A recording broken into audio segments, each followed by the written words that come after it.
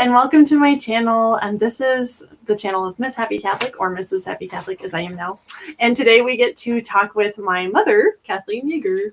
Hi, Kathleen. How are you? Oh, I am fine. Oh, good. I call her Mommy sometimes, so if I say that, you know. And my dad is Papa, so if we refer to Papa, that's who we're talking about. Please leave your questions in the chat on the side. We'll get to them as we can. If you miss the live stream, you can leave your questions in the comments, or if you'd like to get in touch directly with Kathleen, just reach out to me through my email, and I can connect you, lauravandervos at outlook.com, and I'll try to put it in the description of the video as well. So, Mommy, we'll kind of go through just some questions and just talk about the different ways that you fostered Catholic culture in our home, and raised us as Catholics and in the Novus Ordo primarily, because we didn't even come into contact with the Latin Mass till I was 15, 16 anyway.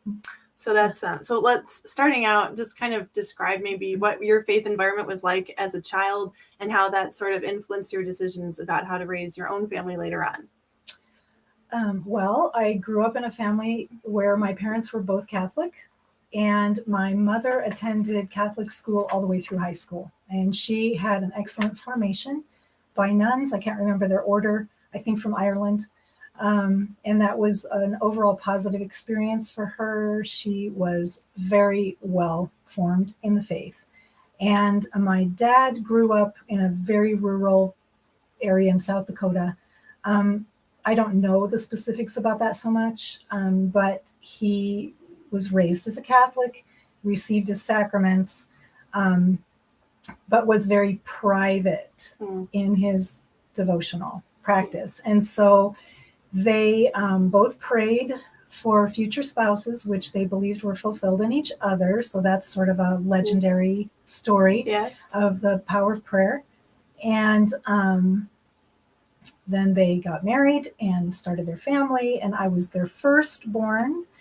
And then we were all baptized, quickly, and we were prepared for our sacraments. We went to Mass regularly. We said grace before meals.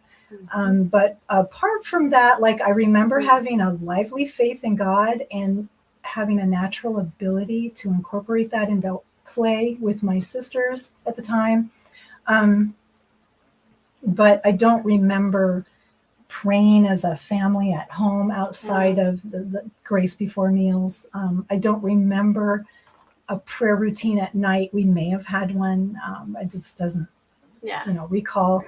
But there wasn't a family rosary, and my parents didn't pray together. So I know that was sort of a grief for my mom as she looked back over that in the years to come, that she didn't try a little harder, but she just kind of took his lead. So and he prayed, but he was just really private about it. Yes, and he had a strong, simple faith. There are just certain quotations of his that have come down to us through the years that display that. He certainly had a faith. So I think that, if you want to say the invisible nature of it, was real. And I too was given a very strong gift of faith, obviously from God, through the ordinary means of sacraments and parents and so on, so that I grew up always believing that being Catholic, after being alive, being a Catholic was the most important thing. That was it. And so that just came to inspire all of my decisions, especially the biggies, if you will. I just, even when I wasn't living faithfully, being Catholic still was the most important thing. God, I never lost my faith, which is interesting. But being Catholic always informed whatever choices I made. So obviously not praying the family rosary did not negate that. It didn't. I mean, it was there. And it's always been there. I think that's a special grace I'm deeply grateful for. So my father died when I was just 11, so that changed what we considered normal at home. So my mom was obviously a single parent running a business and raising, at that point, 5 children. And being the oldest, I was given a lot of responsibility, which was good, helpful, demanding for sure.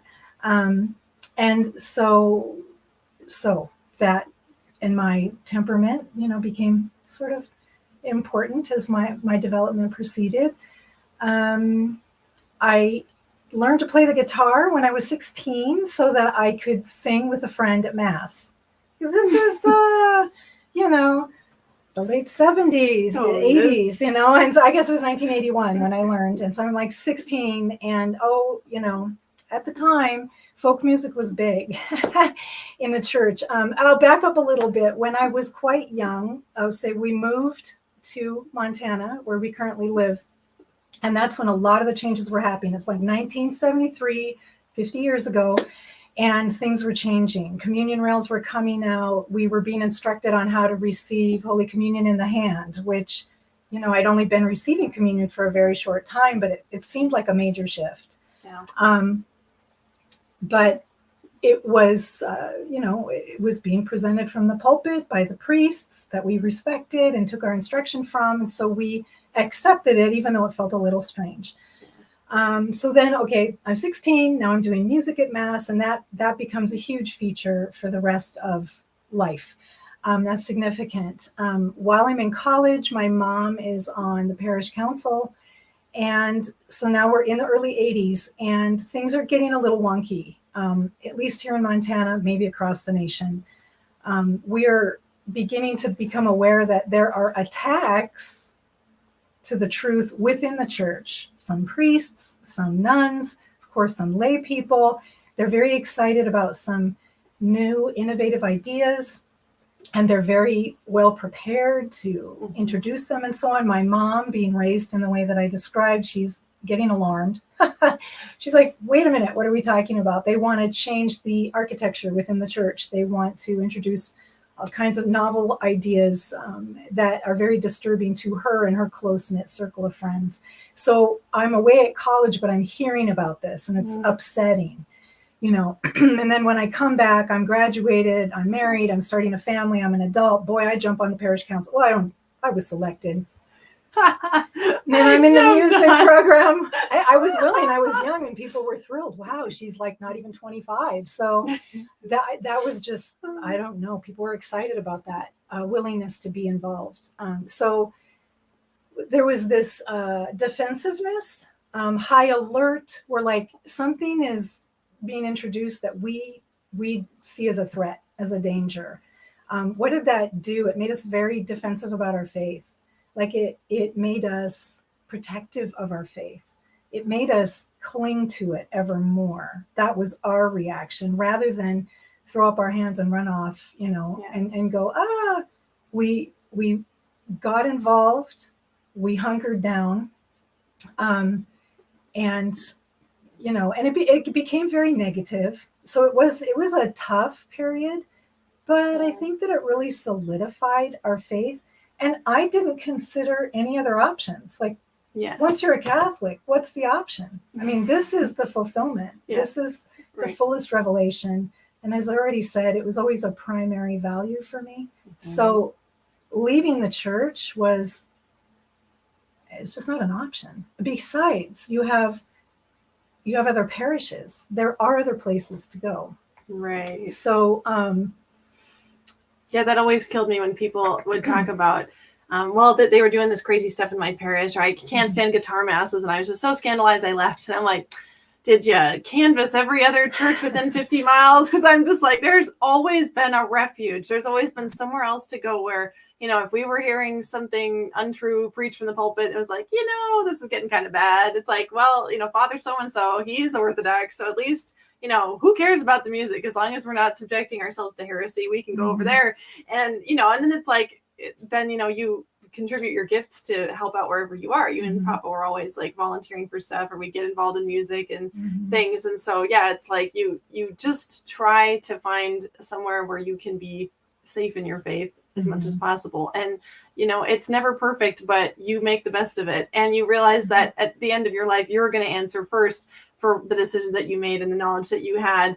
And you can't just blame it on every priest that didn't know everything or that made a mistake, or, maybe he was preaching error on purpose, but we didn't really know priests like that, that were like malicious or deliberately trying to lead people astray. I mean, yeah, we saw a lot of priests make mistakes and things, but I never got the sense that it was like just total carelessness or anything like that. When we did finally decide to leave our local parish, it was because I'd had a couple of repeated conversations with our pastor at the time, who was promoting some questionable things.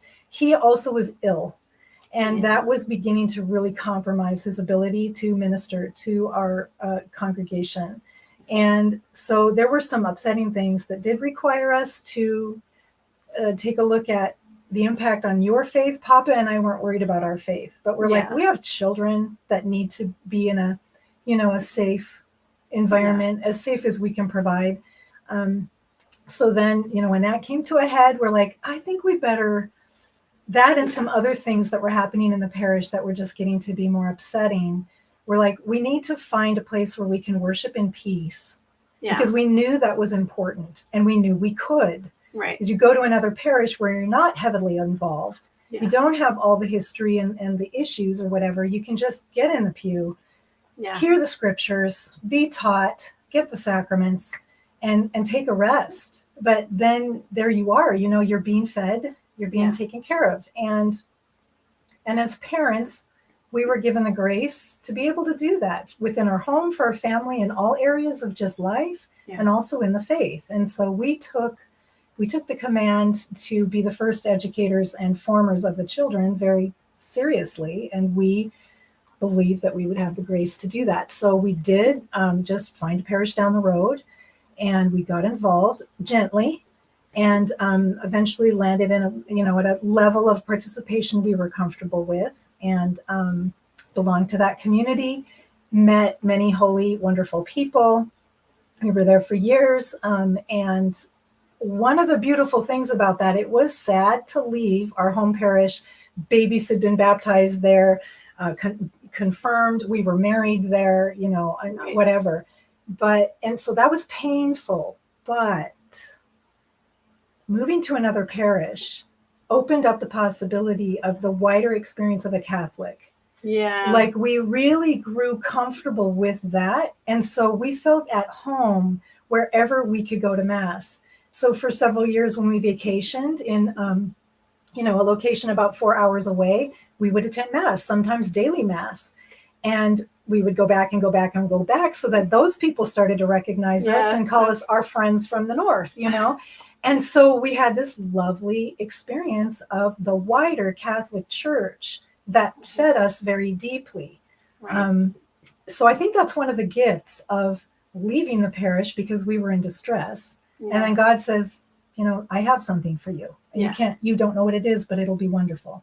Yeah. So but again, I think we have a universal experience, right? And attitude and openness, so that it's more.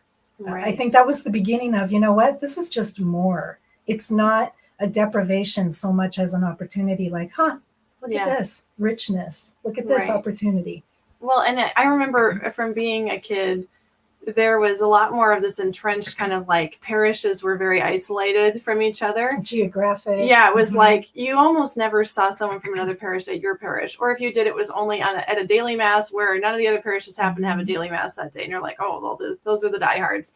And so that was very much like you didn't mix, you didn't cross over, and the priests didn't get together and do stuff. That changed when I was a teenager. We got a priest incarnated into our diocese from the Legionaries of Christ, and he was like, we need fraternity. I'm going to get the priests together and we're going to watch football. And they were kind of like, ooh. And they all kind of got together, and then they were like, oh, this isn't too bad, and they started hanging out more, and then they started doing parish to parish activities, and then people started like, it just kind of thawed everybody out, like, oh, we don't have to feel threatened, like you're another kingdom and I'm my kingdom and you better not come over here and tell me what to do, or like we had to keep the borders fixed of our little places. And so that was really nice. That also helped the universal opening up. And then Yeah, so I get it when people say like, you should attend your local parish or whatever and like participate there, but I don't really see how that has to be like this moral obligation as some people tend to make of it, because again, we were blessed to be moving around within our local area. It's not like we were going 100 miles away. I mean, it didn't have to be that bad. I mean, for many years we drove a half an hour one way to go to mass somewhere. We drove by a few other churches, because we were like, well, this was home to us, but we'd go to those other churches too. And we had gone in the past and we knew people from there. And so it was just like, I don't know, it's just like the extended family experience. Right.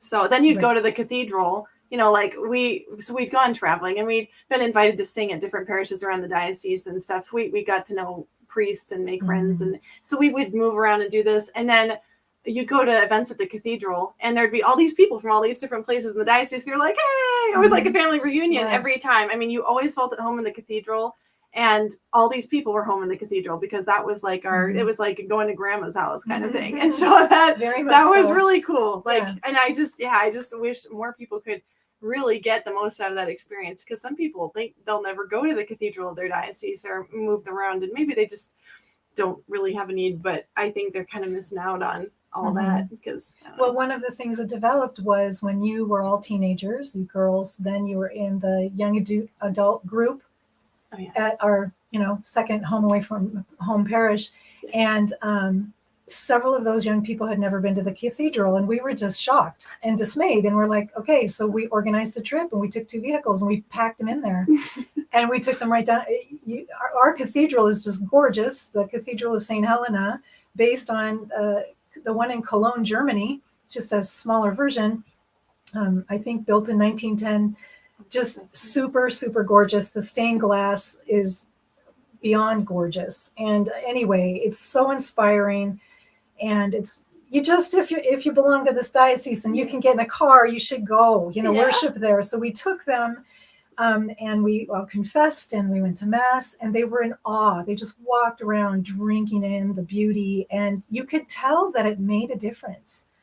And they couldn't maybe articulate it, but I'm so glad that we did that. You need, if you can, you need to experience your cathedral. You should greet your bishop, just have that connection. Right. So because we had grown familiar and comfortable and made those relationships, we could enter into that. And I like the way that you talked about it. It was very much like going to a grandparent's home. We get excited. We were just thrilled to be there. And it was like, we didn't want to leave. If you milk it after mass and you stay and do your Thanksgiving after communion, you get to see all the priests go back to unvest in the sacristy, and the bishop goes by, and then you're like, hey, and then you all hug and you start talking. Which maybe, I don't know if that scandalizes anybody, but it was so great because it's like we would go and we would see these people somewhat regularly. And so that it's like, the bishop knew us by name. And okay, maybe everybody can't, quite make that happen. But it's like, I know it was a special grace, but at the same time, it's like we were just around. And we wrote him letters, like my dad would write him attaboy bishop letters periodically, to tell him, thank you for this or that. And, I really appreciate this. And boy, that meant so much to him. And he would write back. And it was like, so because I had direct contact with the bishop on and off, and we had the same bishop for a number of years. Thank you, Pope Benedict. Because we didn't for a long time before that. And he was like, you need stability. So he left him there for a long time. And he confirmed me and everything. But I would hear people grumping about the bishop. Oh boy, but people who didn't have the same kind of experience with him that I'd had. And so I was able to be like, like I can take that with a grain of salt, because I know that I just had a better sense of who he was and that he was misunderstood, or, it's just so easy to judge someone in authority. Yeah. And if you haven't made any effort to be personally connected to them, you got to be careful, because you really don't know what you're talking about. And so that gave me a really good insight into that, just without which I would have been just the same, grumping about this and that I didn't like, and I don't get him, and so on. So it's just you can make that effort, you can make it happen. But that's you guys encouraged us to be very integrated, and then when we found the Catholic Retreat Center, out in the woods, about 70 miles from our house. The diocese told us about that, right? You called the diocese? Actually, my sister mentioned it to me, and Let me back up. She'd gone. Kayla, my oldest daughter, was going to World Youth Day in the year 2000, and they had a work day out there to fundraise. Okay. And so that was the first time I heard about it or had been out there. And it is in the middle of nothing. I was riding out there and I thought, I'll never find this place again. But it was a special place, you could tell. And then a few years later, my sister said, maybe you should go visit Father, who established that place, and his assistant, who is a super wonderful consecrated woman, to talk about a family issue that had come up. And I thought, that is a really good idea. So I was expecting number 4, our youngest son. And so I had the 3 girls, and then here comes Jonah bringing up the rear. And so we packed out there and visited with Father, and that was just wonderful. And I mean, it's hugely significant in our family formation as Catholics and so on. But anyway, just to say that I'm expecting, obviously, and he goes, when the baby's born, you should come back and bring your whole family. He had never invited a whole family. He actually had prayed for years that he be given one family, just one family. I don't know the whole context, but it's his assistant who told me that. And so when we showed up, I guess we were the family. So we invited all of us, and all of the other adults that had been going out there for years were just amazed, delighted, but amazed. They're like, oh, they're bringing a baby, like a newborn, and teenagers. And the teenagers were invited to participate as if they were adults. Yeah. And it was a beautiful, welcoming experience. And we met the best souls. I just have to say, they would tease us about being Jonah's entourage, because here's the baby, mom comes in carrying the baby, and then everybody else comes in loaded down with toys and blankets and the pack and play and all this stuff, because you'd go for a whole day, because you're not going to drive 70 miles and just, stay for an hour and go home. So we go for the whole day, and it was like teaching days with Mass and the Liturgy of the Hours, and these talks that Father would give, and Lectio Divina and stuff. So yeah, you were there the whole day. So you had to be prepared. You had to have food and everything. It was kind of funny. So yeah. Then of course, as he got older, we didn't need quite all that stuff. Yeah, he could carry himself in. It was the joke. But he has grown up with that being a normal place to visit, and he just loves it. In fact, Bob, my husband, was pouring concrete when he was about 3 years old, and his handprint is in there. His initials and his little 3-year-old handprint are in there forever. But that is just like, again, home away from home for him. It's a holy place and a homey place. And it's just where, again, we've met the best people. Yeah. You can go there too. Everybody can go there. It's called the Sycamore Tree Catholic Retreat Center. And if you go to sycamoretreeretreat.org, you can see pictures and get in touch about going on retreats, silent retreats, or days of recollection where multiple people come and they have teaching and stuff. Yeah. Oh, it's amazing. So treat yourself. Yep. It's your next awesome spot. So that was an amazing, again, and I think we're kind of rolling into, one of the features you're hearing is that we did things as a family. Yeah. Like as the parents, Bob and I got involved, and then the kiddos were just, it's like, well, we're a unit. We do things together. Yeah. And we were able to maintain that. So that to me was a grace too. For sure. But like Laura already said, the things we learned just at that retreat center through Father, he taught all of his disciples the Liturgy of the Hours, or the Divine Office. And boy, we put our nose to the grindstone. It took us about 3 weeks to feel like we kind of knew what we were doing, because there's a lot of flipping around ribbons and so on. And you're like, But I have videos about that on my channel too. We were determined. And so Jonah is literally, he's like 6 weeks old when we go to learn this form of prayer. And he has grown up literally just drinking it in. I think he has largely most of it memorized. That's just what happens when the kids grow up. So he uses a book, and, he follows along. But sometimes still when we pray it, his book isn't even open, and we just start, and he's right on cue. He knows the whole.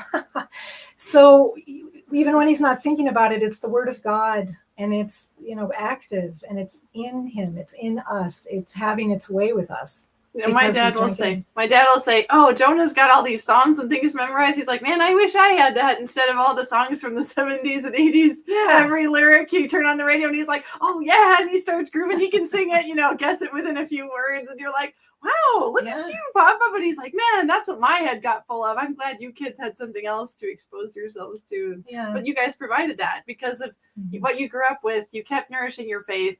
You were self-taught. You knew the burden was primarily on you and then on you to, communicate that to us. So we looked to you for teaching about the faith, but we always understood that you were preparing us to be independent of you and doing that for ourselves, because then we would be responsible for it. So I never felt like,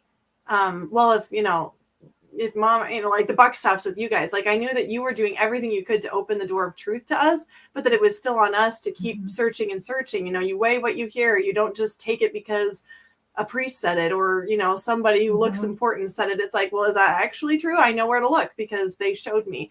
And so then we had that to go on, and you guys were given some things, you built on it and gave us even more. And so we're able to give our children even more because of all the things we've learned in 33 years or whatever of this search. Right. So because of my growing up, one of the things that I was subjected to in my teenage years was what we called CCD back in the day. And that was religious education for the older kids or for any of the kids, delegated to the parish. It was a horrible experience. I mean, we came home for years complaining to my mom, who I said was very well formed, and single mom running a business. She isn't maybe so confident in her ability to impart that, but we did then, as a result, have a lot of conversation with her, discussions. She took a missal home from the pew and took us step by step through the parts of the Mass, explained what it was. We could ask questions. So she was engaged at that when we came to her and said, we need more. These classes are just a joke. It's just getting together with your peers and giving the teacher a hard time. And sometimes they weren't that well formed in their faith. So God bless them. They showed up and wanted to give, but okay. So that it was just a weak point of the time. But then too, as I'm growing a family, I'm thinking the primary responsibility is mine. I may delegate if I can find, a worthy substitute. Right. But I'm still going to be held accountable. And being the way I am, I'm like, you know what? I'd rather just be the buck stops here. Like, I'll just do it. Okay. Because then I know what's going on and I'm willing to step into that role. Again, probably because I was the oldest and my temperament just set me up to be ready to do that thing. So one of the major things we decided to do was homeschool. Our oldest daughter had gone to kindergarten. At the end of that first year, we met a family of homeschoolers. I didn't even know about it. This is like 1991. And so we talked to the girls. They were lovely, lovely, lovely. I was impressed by their keeping eye contact, their interaction. They were comfortable. They were fun to talk to. They could answer questions, but they could mingle with different age groups. And they just had these amazing social skills. And I thought, I have to check into this. So that summer, I just checked out stacks of books from the library and I started reading. And partway through the second book, I went to Bob and I said, we have to really think about this. It's like freaking me out. It's blowing my mind, but the studies show the evidence is overwhelming. We have to at least give it a serious look. Needless to say, that fall we launched into it. I met with a local homeschool mom. And of course, I didn't study education. I never thought I'd be a teacher or whatever, but they were my own kiddos. And no one was going to love them the way I did. And no one was going to be as mindful about the faith element as I was. Yeah. So the friend came. She gave me tons of good encouragement. She was not a Catholic, but a beautiful soul. And I'm sort of asking these questions. I'm getting a little spazzy. And she goes, she says, the Lord will bless. It says it all. She was so right. I mean, what else can I say? Okay, it's a matter of trust. He's going to show up. He was the one who called us to this. He gave us the ability to say yes. And he certainly did show up. So homeschooling, it wasn't the first countercultural thing. I'll just make a side note for whatever it's worth. One of the first huge shifts in thinking for Bob and me was hearing about natural family planning. I read an article that quoted John Paul II, and it just burned into my brain. And I thought, okay, this is a pope to reckon with, that we really need to listen to. And he was beloved besides. He just was so many wonderful things. And I don't remember the quote, whatever it was, it totally captured my attention. And I thought, okay. And then there were other sort of confirmations, little bits of information coming here and there. And I thought, we have to look at this. And then lo and behold, in our bulletin, a nurse is coming from another community to teach this method. And we just signed up for the class. And I thought, okay, we went for it. It was a huge shift. We got some flack from close family members, which was interesting, but we, went ahead. And, but that, I think, being brave enough to just say, to follow the conviction, we were being convicted. We were being taught. I mean, things were just falling into place. We knew it was the right thing to do as we stepped further and further into it. So that was a couple of years before homeschooling. I think that sort of exercised that countercultural muscle, if you will, so that when homeschooling came along, it's like, okay, because when we made that decision, again, our own parents were like, what do you think you're doing? And I was I was surprised. Like, well, not quite sure, never planned this, but I did this research and I feel like we're sure it's what we need to do. We prayed. Yeah. And then you start to meet people that are doing it, and it's not an oddball thing. It's rare or not mainline. Yeah. But the people you meet are like amazing, and their kids are amazing. And you're like, So how many years did it take? It didn't seem like very many before. Our relatives were all like, then you'd hear, my grandparents all going, oh yeah, homeschooling, it's the way to go. And you're like, you changed your tune. Yeah. And then, other aunts and uncles picked it up and started doing it too. So then we were kind of a community even within our family. Right. So that was cool. I think because we were the first ones, to have the kiddos to make the decision, then it definitely paved the way for my sister-in-law for sure, to just say, this is good. But yeah, then our parents were on board and they were our biggest fans. And so, that sort of resistance can be a test of your conviction. It doesn't necessarily mean you're making a bad move. And it gives them an opportunity to examine their own thoughts, But we understood that our parents came from a completely different background, and they delegated a lot of the formation. The education certainly was delegated. Yeah. Their education was delegated. They delegated their own kids' education and a lot of the spiritual formation. Our experience of that prepared us to make a different choice. When we reviewed our experience of that and saw the pitfalls and the dangers, especially in the historical period that we were coming of age, we're like, there's a lot of risk.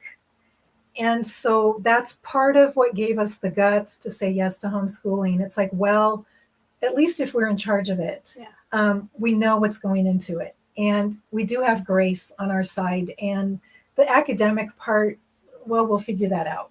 How hard can it be when you're in kindergarten? Yeah, right. You grow with your student. Exactly. You're always a step ahead, and you don't have to be any further than that. Exactly. So that was, again, grace at work, I think. And then that our experience of being under attack from within the church, from people in uniform, if you will, the priests, nuns, lay people in official capacity. How did I translate that to my kids? You can know the truth, and the truth will always be in the Catholic Church. But you need to understand that just because an official person within the church says something doesn't necessarily make what they're saying true. So we were able to turn that into a positive. The tumultuous years of the 70s, 80s, 90s, actually prepared us to have that message for our own kids. To believe that it's guaranteed. Right. Jesus will not abandon his church. He is one with his bride. He can be trusted. Right. He doesn't say things and then change his mind. We totally believe that. The truth can be found in the Catholic Church. You have to be prepared to find it. You can. Easier now than ever. Easier now than in 1991 when we started homeschooling. Yeah. And so that's true. And so we had that confidence. And so as Laura commented, she grew up just knowing that. And that prepared them to weather the storms, to weather the scandals, because of course they start coming and you're like, whoa. Yeah. But it never caused us to question the faith or the church or the teaching. Right. The teaching. It's like we knew there were wacky clerics that would run around and say off the cuff things, or in a homily here or there, they're going to say something. We're like, I remember getting in the car after Mass many times at our original parish, and you guys would turn around and be like, so girls, Father said this in his homily. That's actually not accurate because the church teaches blah, blah, blah. And we're like, okay, So because of that, it wasn't like we didn't love our priests or we were suspicious of everyone, but we just would always kind of be like, and we'd listen to teaching and we would just kind of weigh it. And it's like, if anything, we just train that sensitivity. You trained it into us and we cultivated it. It was like, that didn't sound quite right. Or we knew you guys would talk about the germ, the general instruction of the Roman Missal, and like, well, that's not in the germ or whatever. And we're like, So you'd be watching Mass, you're like, I don't remember ever seeing that before. You could go home and look it up and be like, aha, I knew it. I knew he was improvising or something. Not like he's wicked and don't trust any priest, but it was like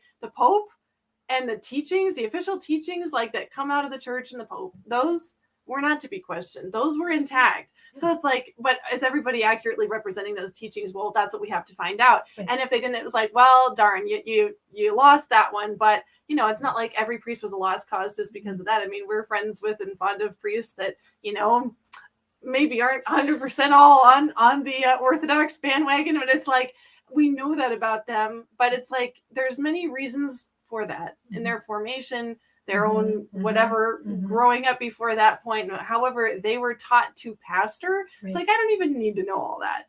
But I know that they're sincere, they're trying, and they make mistakes, but so do we. Right. I think that's the point. Like, we were able to cultivate close relationships with a number of priests, which helped us accept them, in a more totality, instead of you have this role and you're supposed to be perfect. And we can't tolerate mistakes.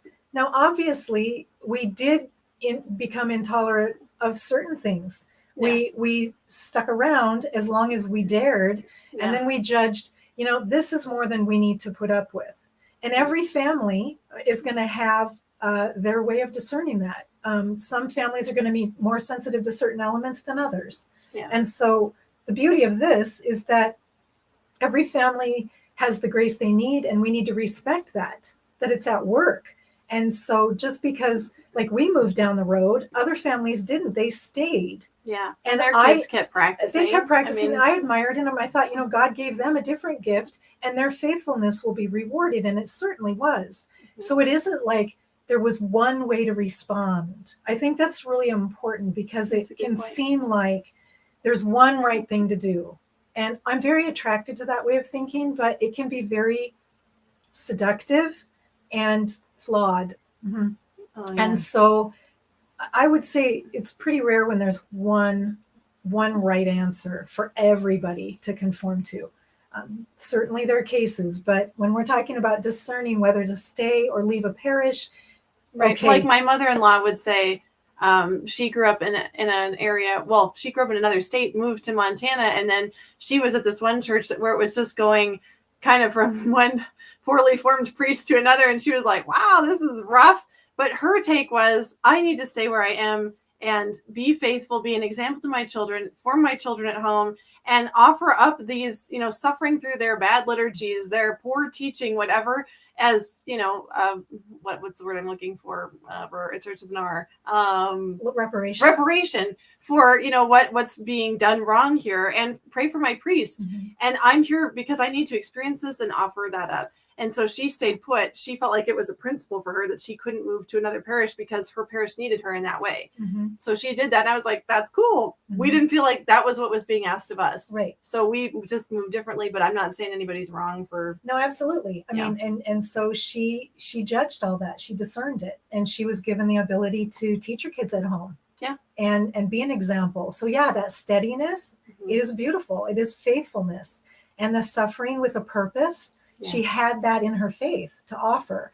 And so, it's a perfect, different example. I'll also say that we never left a parish for another parish because of bad liturgy. It was always because of orthodox teaching.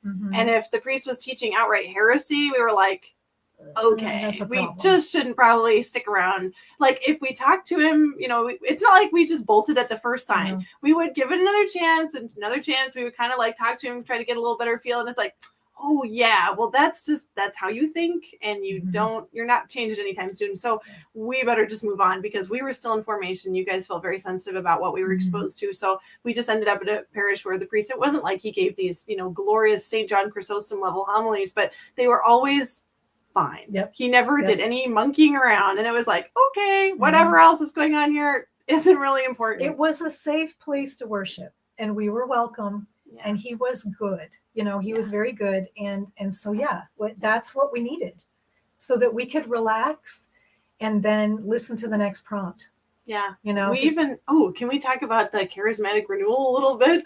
Sure. Ooh, I didn't even think about this, but that was another thing that we were exposed to a little bit. We never got into it like whole hog, but once a year, they'd have these annual charismatic renewal conferences in Helena by the cathedral at the Catholic college. And all these people from the diocese would go and they went on for a long time. They were shut down for a little while because one of the bishops was like, you guys are getting a little weird. We're going to take a break. So he did do that. But then when they came back, they were fine. They were making sure everything was orthodox. Nobody was getting scary. The bishop or the vicar of the diocese would come themselves to open the sessions with prayer, and a blessing, or come for mass. There were always, several priests from the diocese there. Yeah. So it was, in connection with our bishop. Right. So he was overseeing, and then they'd have, visiting priests and nuns giving talks. And there was some hokey music and things. I mean, we enjoyed it at the time. Yeah. It was like, but again, it was just another kind of part of like, we heard and learned some great things. We met some wonderful people. And it was just sort of another angle of this is another element of life in the Catholic Church. And it was totally legit. People were healed of illnesses and stuff there. I mean, it was like, you heard people speaking in tongues. And you're like, wow, that's really interesting. We also had Eucharistic processions, adoration chapel, always. Yeah, confession. Confession was there, mass. I mean, the sacraments were there. And the book tables. Religious articles. Yeah, we just go home loaded up with all the stuff we bought. We're like, yes. And that was great. We didn't even go to all that many, like maybe 3 or something. Yeah, 3 or 4. Yeah. And my confirmation preparation was kind of lame. I'm sorry. If anybody that was involved in that is watching this, I'm sorry. I'm not judging you. But it was like that there was supposed to be some confirmation retreat scheduled for me and all the other confirmandi to attend. I was like, do I have to go? Can I just go to this conference instead? And they were like, yeah, go to the Holy Spirit conference. It's fine. So I was like, yes. So I got to go to one of those for mine. Yeah. And that was great.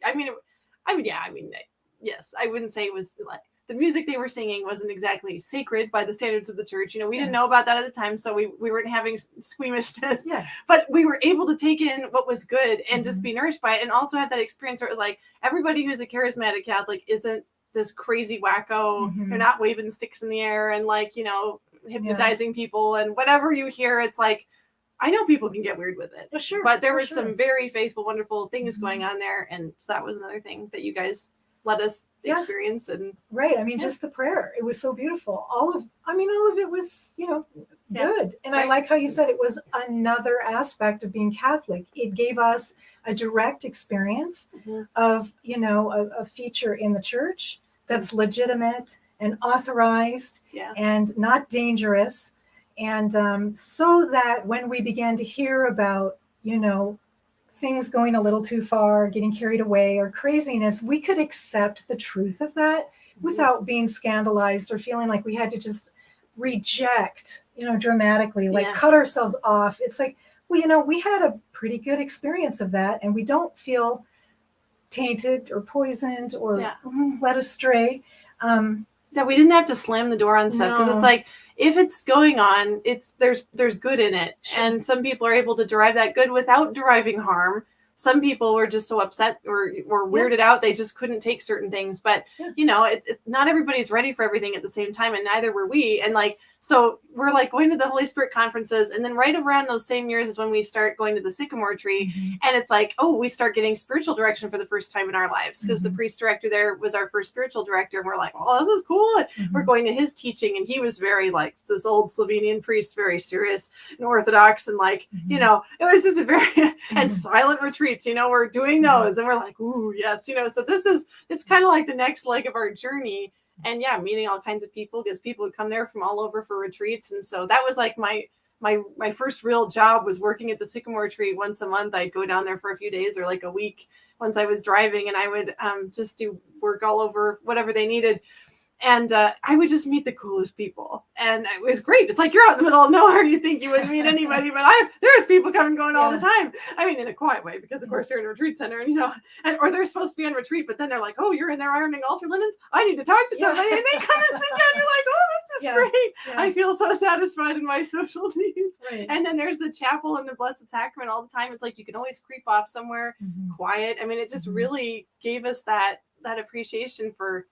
Silence, prayer, surrender, solitude. It's like, awesome. Yeah. Also Eastern Catholicism a little bit, because Poustinia was the first book by Catherine Doherty. That was like all the disciples in the discipleship program had to read that book. And Father was very influenced by her, and different, just that flavor of the Eastern church. And so there's icons all around and stuff. And so it's just like, oh, this is like cool. I mean, what did we know about icons before we went there? So that was another thing we found. It was like, wow. And then I started reading Catherine Doherty books and just kind of getting into this whole thing. And it's like, wow, the church breathing with both lungs, the East and the West, like Pope John Paul II said. And that was another great gift of going there. Right. So, yeah. So here we are in Montana, in the edge of wherever, and we have access to all these different influences. They actually come to us. I find that remarkable. But there you are, provision. Yeah. Right. But you guys, I mean, they do come to us. They're there as opportunities. But we have to drive 70 miles. Yeah. I mean, my parents are bush beaters. They're kind of like, oh, that's over there. We're all packing up. We're going to go. And we're going to go all the time. Like every chance we get, And then it wasn't good enough to just go and attend the teaching days. It's like, this place needs fixing up. What can we do? And so we'd like get all our young adult friends, and we'd go and en masse and do, workforce weekends, and we'd have pizza, and we would just paint and fix and do all this stuff. It was like, like we're taking over your property because we love this place so much. And so, it was just, but you guys were just like that. It was like, what can we do? Where can we go? And you just didn't shy away from it. I mean, it was, culture and in other ways too, not just faith related, but like, my parents subscribed to this concert series in the Valley. They'd get these tickets and 5 concerts a year or something, and it'd be like, oh, it's time to go to a concert, everybody get dressed, and I'm like, oh, I don't want to go to a concert, they're so boring, I have to sit there for 2 hours, and then we'd go, and I'd be like, that was great, I'm so glad we went. It's like culture cramming. Sometimes I heard a woman call it forced family fun or forced family faith. Sometimes your kids are like, another thing, why do we have to go? I don't want to, can I just stay home? And they were usually like, nah, like let's just go. And maybe it gave us a complex that we always had to do certain things, but we usually ended up really enjoying it. And so it's okay. Your kids may whine and fuss and kick and scream a little bit, but don't let them off too easy. Well, it's like our pastor likes to say, wouldn't be good for the kids if they had ice cream for every meal. They might want ice cream for every meal, but the parents are like, no, you probably need to have some broccoli and a little bit of protein, just to kind of make it a balanced diet. And so, these influences, again, especially if you're in a sacramental marriage, God gives the grace. And even if you're not in a sacramental marriage, he's still giving you grace, and he will lead you the way he wants you to go. And the parents, they have a knowledge that they can trust, especially if they're praying regularly. Even if it seems like you're not exactly sure, it's like, well, right, take your best guess and step forward, and God's he'll nudge you as you need to go. Right. But cultural, arts and music and literature, all that great stuff. I mean, that's all part of a well-rounded human formation. So I'm really glad we had those opportunities. We saw entertainment and skill from all over the world in those concerts. And no kidding, we get it to the end of, we wouldn't even make it to intermission. We're like, we're so glad we're here. This is so amazing, you know. And so, and apparently Montana crowds clap really well for yes. for performers. They'd be like, "You guys are one of the best audiences we've ever had." Yeah, we're like, so "Man, yeah, often it was standing great." ovation at the end, because it's just, I mean, they're that good. But you spark and they spark, and it's you know, fun. something else happens. It's wonderful. Right. So. Yeah. So then maybe you want to talk a little bit about traditions in the home and things like that, and kind of how you got into that and building Catholic culture like that. So about 1990, 33 years ago, I was reading from a magazine that I subscribed to, and I heard about this book called Mrs. Sharp's Traditions. And it wasn't a religious resource at all, but I just was fascinated. And I felt this hunger for tradition, ceremony, you know, observing special days in a special way. One of the things growing up, my family, when we moved to Montana, purchased a business. We lived on the same property as the business, which was very convenient. But because it was open 7 days a week, it was a little grocery store. Sometimes our birthdays might have to be bumped, depending, you know, on circumstance. I understood why that happened. I don't think I was ever bitter about it. But when it came to celebrating my own family's birthdays, I felt strongly like I wanted to really celebrate. I wanted it to be on the day.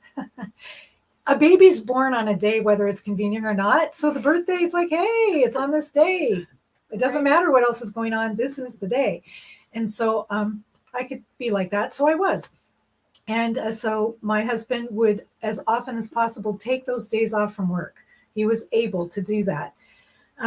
So it made it very special, because now it's a holiday, no school, you know, not the usual. We're not going to do chores. We prepared for a celebration, and we often worked from themes, something the child was particularly interested in or that was appropriate for their age, or, you know, when Laura was 6, we did a Madeline birthday. Oh, such a cute theme. Oh my gosh. and she just always loved like Paris stuff, French things. So it was perfect. And, you know, we made a cake, like a hat, Madeline's hat. It goes on and on. Oh, yes. Oh, yeah. You guys were very detailed. Themes. Always streamers. The night before the birthday, Mom's in the dining room taping up, you know, streamers and putting confetti on the table, and the birthday money and the crown. Oh, yeah. And all the, you know, the cards that came in the mail that she'd been saving and all. So it's this whole array. You knew when you got up, they turn on the little lights in the hutch with all our dishes in it. So in the morning you'd get up and you'd go in there and you'd be like, oh, look, and like it's all ready for me. It was so cool. It was a special, you know, from beginning to end, it was a special event. So in that way, I was able to really emphasize the specialness of the day. So back to 1990, Mrs. Sharp's Tradition. I found the book, I bought the book, I read the book, and she had all these so many fun ideas that I began to immediately implement.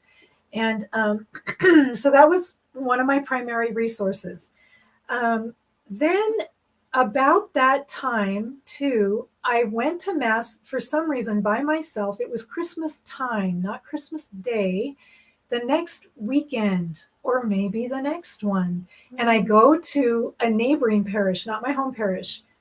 So I'm alone at the neighboring parish. I'm standing in the back because the place is packed. And the rest of the world, okay, by now is back to business as usual. The trees are thrown out in the front yard. The lights are off. The music is over. Christmas is over. But I'm at church and we're singing Christmas carols. And it just struck me so much. I'm like, the church is telling me something and I need to listen to this. So that experience really impressed me. And I thought, I need to think about this. And that was the beginning of my falling in love with the liturgical calendar, you know, like I had some knowledge of the seasons, their colors, and the moods and so on. As a musician, I was very oriented to the liturgy itself, the parts of the Mass, the responses and all of that. So I had that, but my home life didn't reflect the calendar. She didn't yet have a full rack of scarves in every liturgical color, and ties for Papa and Jonah in every liturgical color. Or napkins for the table. Mm-hmm. That was a development. Okay.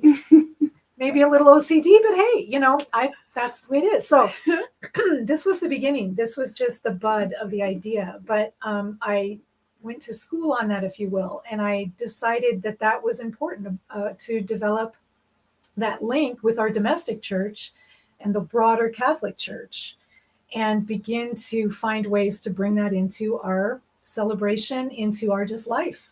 Who are we as Catholics? How do we show that in our home? Another thing that happened about that time was I bought what I thought were my favorite images of the Sacred and Immaculate Hearts. They look Middle Eastern. They look real. I thought they were just beautiful. And the images came and I put them in frames that I loved. And then I got kind of a grisly crucifix that I also loved. I like to see him a little bit beat up because, Jesus was in pretty tough shape. And you can see beautiful crucifixes that are clean and still you can, be prompted to prayer. So I'm not discounting the value of that. But I really love this one. His knees are gouged up. He's got blood, he hangs between the Sacred and Immaculate Heart. And that went up in our bedroom to begin with. And then, eventually ended up on our living room wall where they have remained to this day. And I became aware of the promises Jesus made. If you honor in a prominent place my Sacred Heart, I will dwell there. I will bless that place and those people. And I was just looking on those images yesterday and I thought, yes, and he certainly has. So I was moved to do that. I did that. And I suppose that's been probably a major source of grace because of that simple little thing that anyone can do. So anyway, it's obvious when you approach our house that it is a Catholic house. As soon as you come into our living room, ta-da. Well, you don't even make it in the front door. They have a little sign outside the door that says, "Happiness is being Catholic." It's just a little sign that my husband made, but it's right there by the doorbell. Kind of turns away those faint of heart door-to-door evangelists, Yeah. But then the really gutsy ones are like, oh, they do want to talk to me. Yeah. And then they're like, I can see by your sign that you're Catholic. And you're like, That's great, right. let's right. talk. So obviously we're very proud of that. We're very proud of that. So yeah, those simple things. So so many ways that we fostered it. Of course, homeschooling, religion class was just always in place. And my mom lived just down the street. Literally, she was in the daily mass habit. She would often just swing by and we would jump into her van and poof, off to daily mass we would go. If we didn't go to mass, I had missals, so we would read the daily scriptures. So we were in the cycles with the church, in the scriptures. If we weren't at mass, we were at least receiving the word of God that way. And then we acquired little chaplets, little short little bead things with like 9 beads. So it wouldn't take a long time. It'd be St. Anne or St. Francis or St. Michael or, one of our favorite saints. Therese, they all have little chaplets. And so that was part of our daily prayer routine. And I just made it a part of our school. We always had religion class. And my theory was if we didn't get to anything else, we did the most important thing. Of course, being around each other, we could have impromptu discussions all the time that you never would have if you weren't around each other. Right. So that was a regular feature. And so it just was really integrated, really organic, really normal, natural. And it was a part of our whole life. It wasn't just some segment or you just pasted it on like a program. I didn't look to incorporate a literal faith element to every subject. I know some programs out there do that. That's fine. But I didn't feel like it was necessary because we were faithful in our practice and we were getting more and more steeped in it anyway. So it was just there. So yeah, because there's just so many things I could talk about. Oh, yeah. The homeschooling, what are some of the ways? Well, the parties we mentioned, theme parties, we started to develop more of an awareness of, observing Lent. Always observe Lent, but it became more serious of, not just what are you going to give up, but that started to have themes. Like each person in our family would give up individual things, but then we often would adopt something as a family. One year that stands out is giving up movies. Movies where I grew up on movies. My mom lived in Southern California, right near MGM Studios. So movies were just part of her life and breath. So I can remember getting the first VCRs back in the late 70s and waiting for movies to come out. So, and I grew up, movies were just part of how we enjoyed ourselves. So then in my family too, we had bookcases stuffed with videos and every way that you could play them. And so we would often spend time like that. And we could tell that it was getting maybe a little bit dominant. So that Lent, we said, maybe we need to kind of purify ourselves. Let's give up movies. It was a big move for us, like 6 weeks without one movie. Yeah, that was also back in the day when we didn't understand that the Sundays of Lent weren't really considered a part of Lent. So later we found out that a lot of people, they'll have dessert or whatever on the Sundays. It's not like solid from Ash Wednesday to Easter Sunday. That's what we did though. Back then it was like, it's solid. You don't get a break. And hardcore. That's what we thought. So 6 solid weeks, no movies. We're like, whoa. So the neat thing about that was that we did it as a family. So we could suffer it together, feel the deprivation together, encourage each other, find other ways to occupy ourselves. At the end of that particular Lent, we really had a sense that the movies didn't have its grip. We didn't feel that sort of slavish connection to them.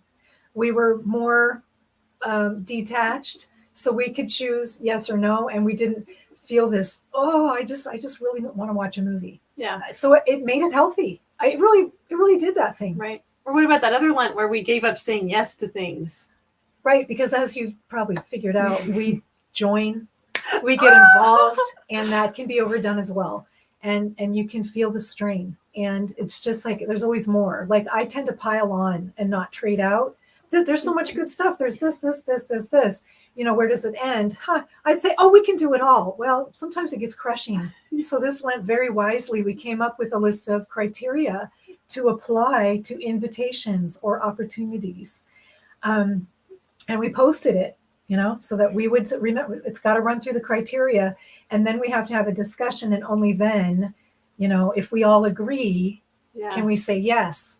Yeah, that was quite the discipline. It was, but again, very important. I mean, very effective. And there's grace. Special grace is available during Lent to grow your soul. And we did experience that over and over. But again, you see that we're all involved together. We're all we're together. Right. So no, that was just the way that Mom enculturated traditions, Catholic, were just fun. I mean, the celebration was definitely a thing that was given its due. And besides the birthday parties, she'd do these theme parties. She'd invite all kinds of family and friends, and they'd all, if they came in costume, great. If they didn't have costumes, we had costumes for them. So that was like, everything, all these themes, everything was thought of, decorated to the max, whatever. It was just so fun. And everybody enjoyed it so much. It's like, if there was something like that, going on, we were putting it on, because everybody else would just kind of have these loose occasional get-togethers with food or whatever. But if it had structure or meaning, like those murder mystery dinners we did, those were fun. But again, we showed up with a box with the whole thing, and the costumes were like, you're going to be this guy and this guy, and it was so much fun. I mean, it was just great. But it's like, you guys taught us to do that. So now, then when we join the young adults group at church, we're the ones like, come on, you guys, we can't just sit around and talk. We got to go play hockey. We got to go do this. We're going to take dance lessons. We're going to do all this stuff. And it was like, it just shows you all the things that you can do that you're going to miss out on if you just kind of sit around. Who wants to just sit around? And so, it just made it really fun, and all the things throughout the year to look forward to. So from Mrs. Sharp's traditions, there came the first day of summer when the summer fairies come. And, so this isn't religious, but it was so fun. It was like, we set this little tiny tea party and stuff for them the night before, because they're going to come in the night. And if they find the little snacks and stuff, they'll have a party, and then they'll leave you little presents. And then in the morning, there were these little presents. It was like, it's such a thrill, we just loved that. And then eventually, years go by, and that becomes I was like, maybe Fairy Day needs to be baptized a little bit. It's pretty close to St. John the Baptist's birthday. We're going to do it St. John the Baptist Day, like little Christmas, because it's halfway to Christmas. So then it was like, so then we had a picture of him, and she's got like salt and vinegar crickets and chocolate ants. And we were like, wow, that's really something, Mom. There was other goodies too, but those who were like, you take those to work, Pop, and give them to the guys. And he did. And so it was just so funny though. I mean, and then St. Nicholas Day, my favorite day of the whole year. Okay. And I have a video on my channel of how to make the St. Nicholas cookies. So they were just such a treat. And we were convinced as children that St. Nicholas came and made the cookies the night before while we were in bed and left the presents. We put on our shoes, with the carrots or whatever for his reindeer. Oh yeah, and the shoes with the straw and the carrots, because he had a horse oh yes, that would Nicholas's eat horse. the carrots. So the horse got the treat, and then in the morning the kids would find the carrots gone and chocolate coins or other sweet treats in the shoes. That comes from Holland or something, I think, the shoe part. But we just combined a couple of, Mrs. Sharp does talk about, St. Nicholas, and then some other books talked more specifically about Catholic traditions over the world. And we kind of fused them together to create our own because we had nothing. Yeah. Although my dad's middle name was Nicholas, and I have come to believe that's why we were inspired on that day, why it's been so special. Yeah. And the girls' favorite. It's just such a fun day. And so then my husband and I, in the early years, we baked the cookies in secret. So the girls would watch a special movie, Miracle on 34th Street, the old one, 1947, Maureen O'Hara and Natalie Wood, and yay. I mean, it's just wonderful. So Santa Claus is real. So we're sitting there going, Santa Claus is real. Yeah. And that's what I love about the church, is that it's like, this is a real person. The other day, Anita, my little 4-year-old, she comes to my husband and she says, Papa, do you know where Santa Claus lives, or St. Nicholas? I think she said Santa Claus, but anyway, she knows they're the same. And he's guessing all these things, working up to the North Pole. And then he gets to the North Pole. Does he live in the North Pole? She goes, no. And he goes, well, where does he live? And she goes, in heaven. And she's like, Mama, where does Santa Claus live? And I said, in heaven. She's like, Mama guessed it right away. And I said, well, because I told you that. And she's like, yes, and he can send us presents from heaven. And I was like, yeah, because he's a saint and he can do that. Exactly. Like, it's true. So that's how we sort of blended it together, because we thought it can be kind of crushing when the children grow up and the Santa Claus and the Easter Bunny and all that becomes a myth, and it can be heartbreaking. And it's like, but Santa Claus is a real person. St. Nicholas is a real person. Yeah. Miracles do happen, have happened, can happen. And so that when the children, you get to the age of, I think Mommy and Papa are making the cookies, I think they're tucking the treats, it's not devastating, because their faith is growing along, they're maturing. It's not the end of something, but sort of a fuller understanding. Right. And then they're also, after a few years, invited into the process. Yeah, and they look for it. We become the cookie bakers. So we stay up till midnight or 1 a.m. and Mom and Pop are like, we're going to watch a movie and go to bed. Role reversal. It's a good thing. This is why you want your adult children to live at home for a while sometimes, Yeah, don't kick them out when they're 18, because if you keep them around for about 5 more years, they'll do all this stuff. You can achieve an amazing level of community life. High civilization. Like, I highly recommend it. If it works for your family, it's good stuff. So St. Nicholas Day, Christmas, another thing. Okay, when my oldest daughter was probably 2, 3, Christmas time, grandparents gave gifts, aunts and uncles, and she's old enough to open her presents. There was this unwrapping frenzy that I beheld, and I was just like mortified. She just started ripping one present. If you've been around children, you had to have seen this. She rips off one, throws the thing aside, and just starts staring into the, it is a frenzy. Like, they can't even concentrate on what they've opened. And it's just mayhem, chaos. And then the adults are yelling at the child, oh, look at this, come over here. Did you see that what so-and-so gave you? And they're like almost hysterical. So I'm watching this and I'm like, there's something really wrong with this scene. And very materialism. Yeah, it's like, gifts are great. So that just got me thoughtful. And then, of course, I dive into the liturgical year, and then I'm thinking, Christmas. What does the church say? What did I experience at that one Mass by myself?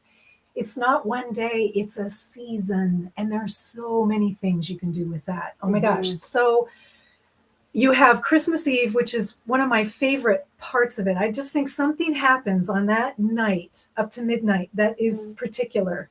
There is some mystery there. Somewhere in Scripture, it references, the word leaping down from heaven. Oh, it's just so, So anyway, something happens. And if you can feel it, you can feel it. So, but then you've got at least 12 days until Epiphany, which we observe on January 6th. Even though on the church calendar in the Novus Ordo, it moves around, and I get that, but okay, it's January 6th.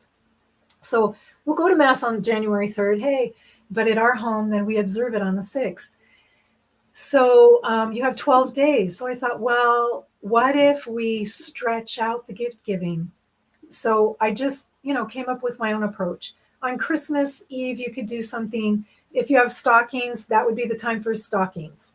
And then on Christmas morning, maybe you would open 2 or 3 things. And then if you're in control of the packages, you know which ones are going to work out the best to have on Christmas morning. Yeah. And then you reserve, or you can still shop. You can get the after holiday deals and fill in the gaps. Okay. It's really budget friendly.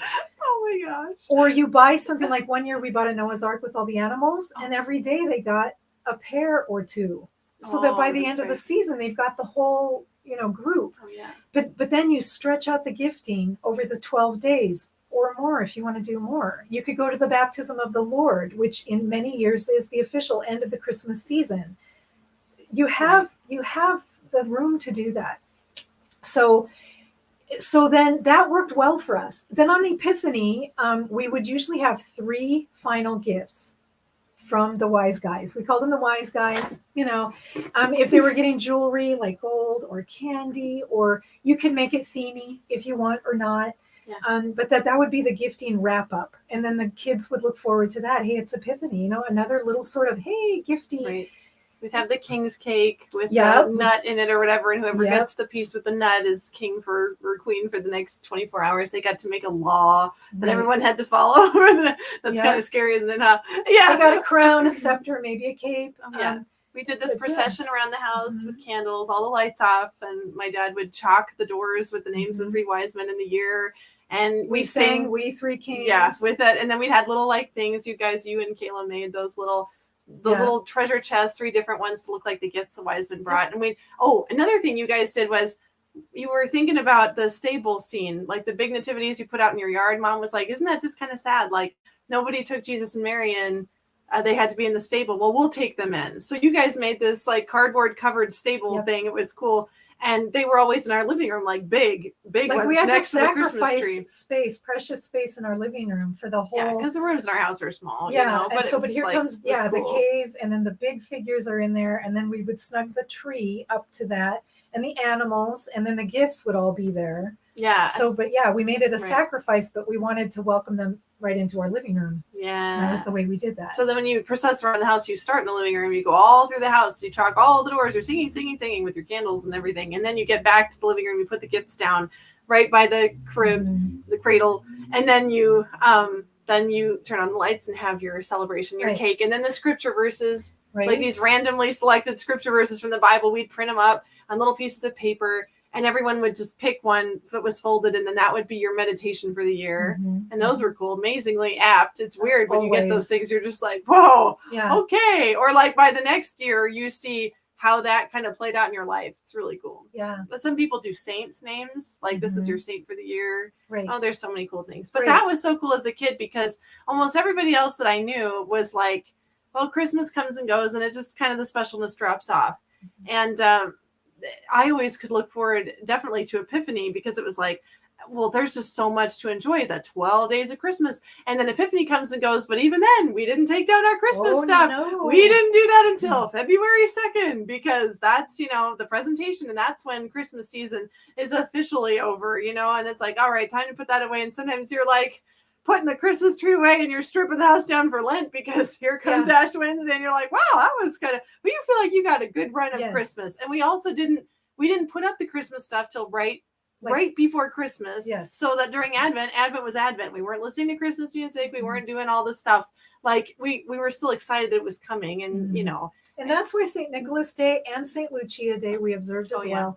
Those were so good because they always happen during Advent. So you get to enjoy the taste of it, a little celebration, a little gift, special breakfasts. But you can still maintain that subdued season of Advent and that anticipation. And we would put purple, the colors would come out, but everything was sort of dialed down. And we didn't listen to official Christmas music. We did grow to make a distinction between winter music and Christmas music. And we were kind of in rebellion. Some of us were like, why can't I listen to There's No Place Like Home for the Holidays until Christmas? And it doesn't talk about Jesus. She's like, fine. Okay. So from Thanksgiving until Christmas, you could listen to that stuff. Right. And then so where most of the world puts their tree up at Thanksgiving, I grew up doing that. Tree up at Thanksgiving, it's down probably after New Year's. As we're growing in our observance, we thought tree up on the 23rd or 24th of December, depending when you're a musician and you have music rehearsals and you're singing at midnight mass or whatever, it can really get stacked up. And so sometimes you have to just kind of jockey things around. But we really tried to do that as much as we could to preserve Advent, to enjoy the specialness of each mini season, and the big season. So our tree would go up roughly Christmas Eve, and then we didn't take it down for 6 weeks. So we got our 6 weeks on the other end. And in the first years, I will say this for anyone who's motivated to try this, it feels really weird for a long time. You just feel like the world is back to ordinary time. And even the church says ordinary time, and it's still Christmas in your home. It can take a while and that means years, right? Because every year you have you watch your neighbors' Christmas lights switch off one by one, and you're the freaks that have them on until February 2nd. Although this year in our neighborhood, like 3 of our neighbors left their lights up until we took ours down. That's what I've noticed in our neighborhood too. Funny. People leave their lights on longer, and it just makes winter so much cheerier in the northern, environs. And so we don't take it down till February 2nd. We might scale it down, like after Epiphany or Baptism of the Lord. We might put some things away, but it doesn't all go away until February 3rd. And that's become now we've been doing it so long that feels normal, and it feels like Christmas. In our house, it feels like Christmas. Mm-hmm. And the world is back to normal. We're still in Christmas. So if you want to, I would say you too can experience that. It's there to be had. And it's definitely countercultural. But that's what the church says. She is a wise and loving mother. And we're not going to go wrong by bringing those elements at whatever level into our home. And it can work. It was just so great to really get everything you can out of a season. You just feel so satisfied by the end of it. And you're ready for the next thing. You're Absolutely. Like, not like I'm sick of Christmas, but it's like, I'm okay putting this stuff away. And then Lent comes and you're like, Lent, and then I loved Lent when I was a kid. I just thought it was so cool. I don't know. I mean, it's so different, and getting into all the different things you can do for that, or even just stripping the house down, like taking decorations and things down, or even, things you usually have up, but just to make it look a little plainer. And you're like, praying more and doing, Stations of the Cross or whatever. It's like, this is cool. I like this. And that then is Easter one thing. comes, We have, like, we have some artificial greenery here and there in the house. And so for Lent, we take all that down and tuck it away. This is a huge change in the way our house feels and looks. So you kind of feel like you're in the wilderness or the desert or the whatever. And it does create a space, a different feeling space. So, but more of a thrill than when Easter comes, because you're like, all these things we didn't have, and now we get to do all this. It's like Easter. That is one thing I feel like we never really hit on. Like Christmas, it's there's so much more that you can just kind of find and draw on to make Christmas and Advent so exciting. But Easter, it's like, that's my challenge. It's like, I've got to find some wonderful things to make my kids excited about Easter for 8 weeks. It's hard. And you don't have the secular culture to support you. Like, the secular culture supports the Christmas. I mean, it's bells and whistles and everything in between. And Easter isn't like that. It's just not. It's somehow a little more difficult to rejoice in the resurrection for 50 days. We did do some different things. We'd have a centerpiece with a special tree and little Easter themed ornaments. So every week on the Sunday, we would add to that. You could do coloring pages. There are things. I think there are probably a lot more materials online available. I didn't have online back in the day. It just wasn't a thing. And so it's just what I could kind of come up with through books or library or my own searching around. We did try to make Pentecost a big party. Yeah, Pentecost was fun. And Pentecost is fun. You can do things with food and color. And I love that novena for the gifts of the Holy Spirit leading up to it. That was always so cool. Yes. Just those prayers are awesome. And then the original novena of all time. So, and then, And then, all the red cake and the 12 fruits of the Holy, 12 fruit salad for the 12. Wait, there's only 9. Uh-oh. 9 or 9 fruits 12, of the- depending on the book. Oh, depending on the book. So, 9 or 12 fruits of the Holy Yeah. Spirit. So, and We did all 12, this stuff. We 7 have all gifts. these things, 7 gifts, Yeah. so you have all your food that's all related. You have all Right. these people over. It's fun. You wear red. You're like, woohoo! You have Right. flames up around the house. Yeah, we make flames, doves, Yeah. so that you can really go out with a bang, and I'm kind of sorry that Pius XII abrogated the octave. I love octaves, but he must have known something I don't. Maybe we were supposed to anticipate it with an octave beforehand. During the novena. I don't know. So, but I leave my red up, my doves for an octave or more. Just depends. You renegade. I know, but I can do that, and I'm not breaking any rules. So That's true. Yes. So we're just not obligated. We're not required to observe that. So anyway, Pentecost can be a nice big ta-da. But yeah, to create a 50-day celebration. One idea we've talked about is making the Sundays in Easter on Sunday, like your kids have done egg hunts on more than one Sunday. They keep the eggs and they just put stuff in it or not. They just hide the eggs and run out and they love to do it 1,000 times over. They never get tired of it. So that's something that is easy. It's still Easter. And what are they learning? It's Easter every Sunday. Yeah, that's or every day. Every day, but yes. Easter time. If there's only one raisin in every egg, they're still excited about it. Just so you know, exactly. Not sugaring them up every day. I think that parents can really, I think they're going to be inspired. They can grow some ideas, and do something. So we tried doing some little things. We definitely, in the best way we could, cultivated that awareness of the whole season. It's not just a day. It's not just an egg hunt. What I love about being Catholic is the word more. It's just more. You have it all. You have the best of everything. You absolutely do. You literally do. Mm-hmm. You can take what's good that the world is offering and say, I'll take that, and I'm going to use that, and I'm going to marry this, and I'm going to blend that. And, wow. And every family can be cultivating their own, their own tradition, their own flair. And it's obviously we're American, and we can draw from other ethnic expressions. That's right. Let's go ahead and be that big melting pot. Why not? I love it when Mom says, it's all mine. That's right. I've quoted that before. I'm like, I quote Mom so much, and I think about Mom so much, and I tell her about, what I'm doing, my work and these videos and things, and she's always like, oh, got these interesting things to say. I'm like, I'm just going to have Mom on so you can hear her talk for herself. Mom should have her own channel, but she won't do it. She's too much of a hermit. Yeah, she's the personality for that.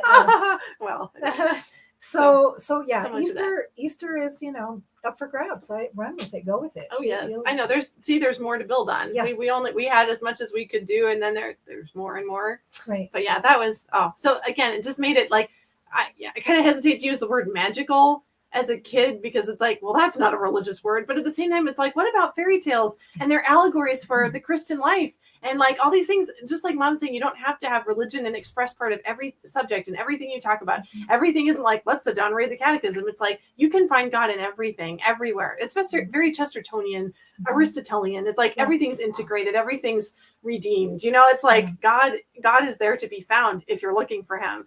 And you just come to recognize him everywhere and to take that good when you find it and not sweat too much that there's, weeds in tares, it's like, okay. Yeah. But what did God say about that? He, the laborers, should we go pull up the weeds? And the landowner, I guess that's how it goes, says, no, because you might pull up the wheat. Yeah. Just leave them there. And at harvest, the separation will take place. And I think that's a nod. God is saying good things are going to result. It's not a disaster. It's not game over. Yeah. You don't have to live in a perfectly pure environment. It's not to be had. He doesn't correct everything. He doesn't clean it up and then enter in. He just jumps down in the middle of the night into a barn or a cave or a manger with the animals. He keeps doing that. And so he doesn't pluck us out. He comes to where we are and he nourishes us. And so, there are weeds, but you know what? We might perceive someone as a weed and they're not.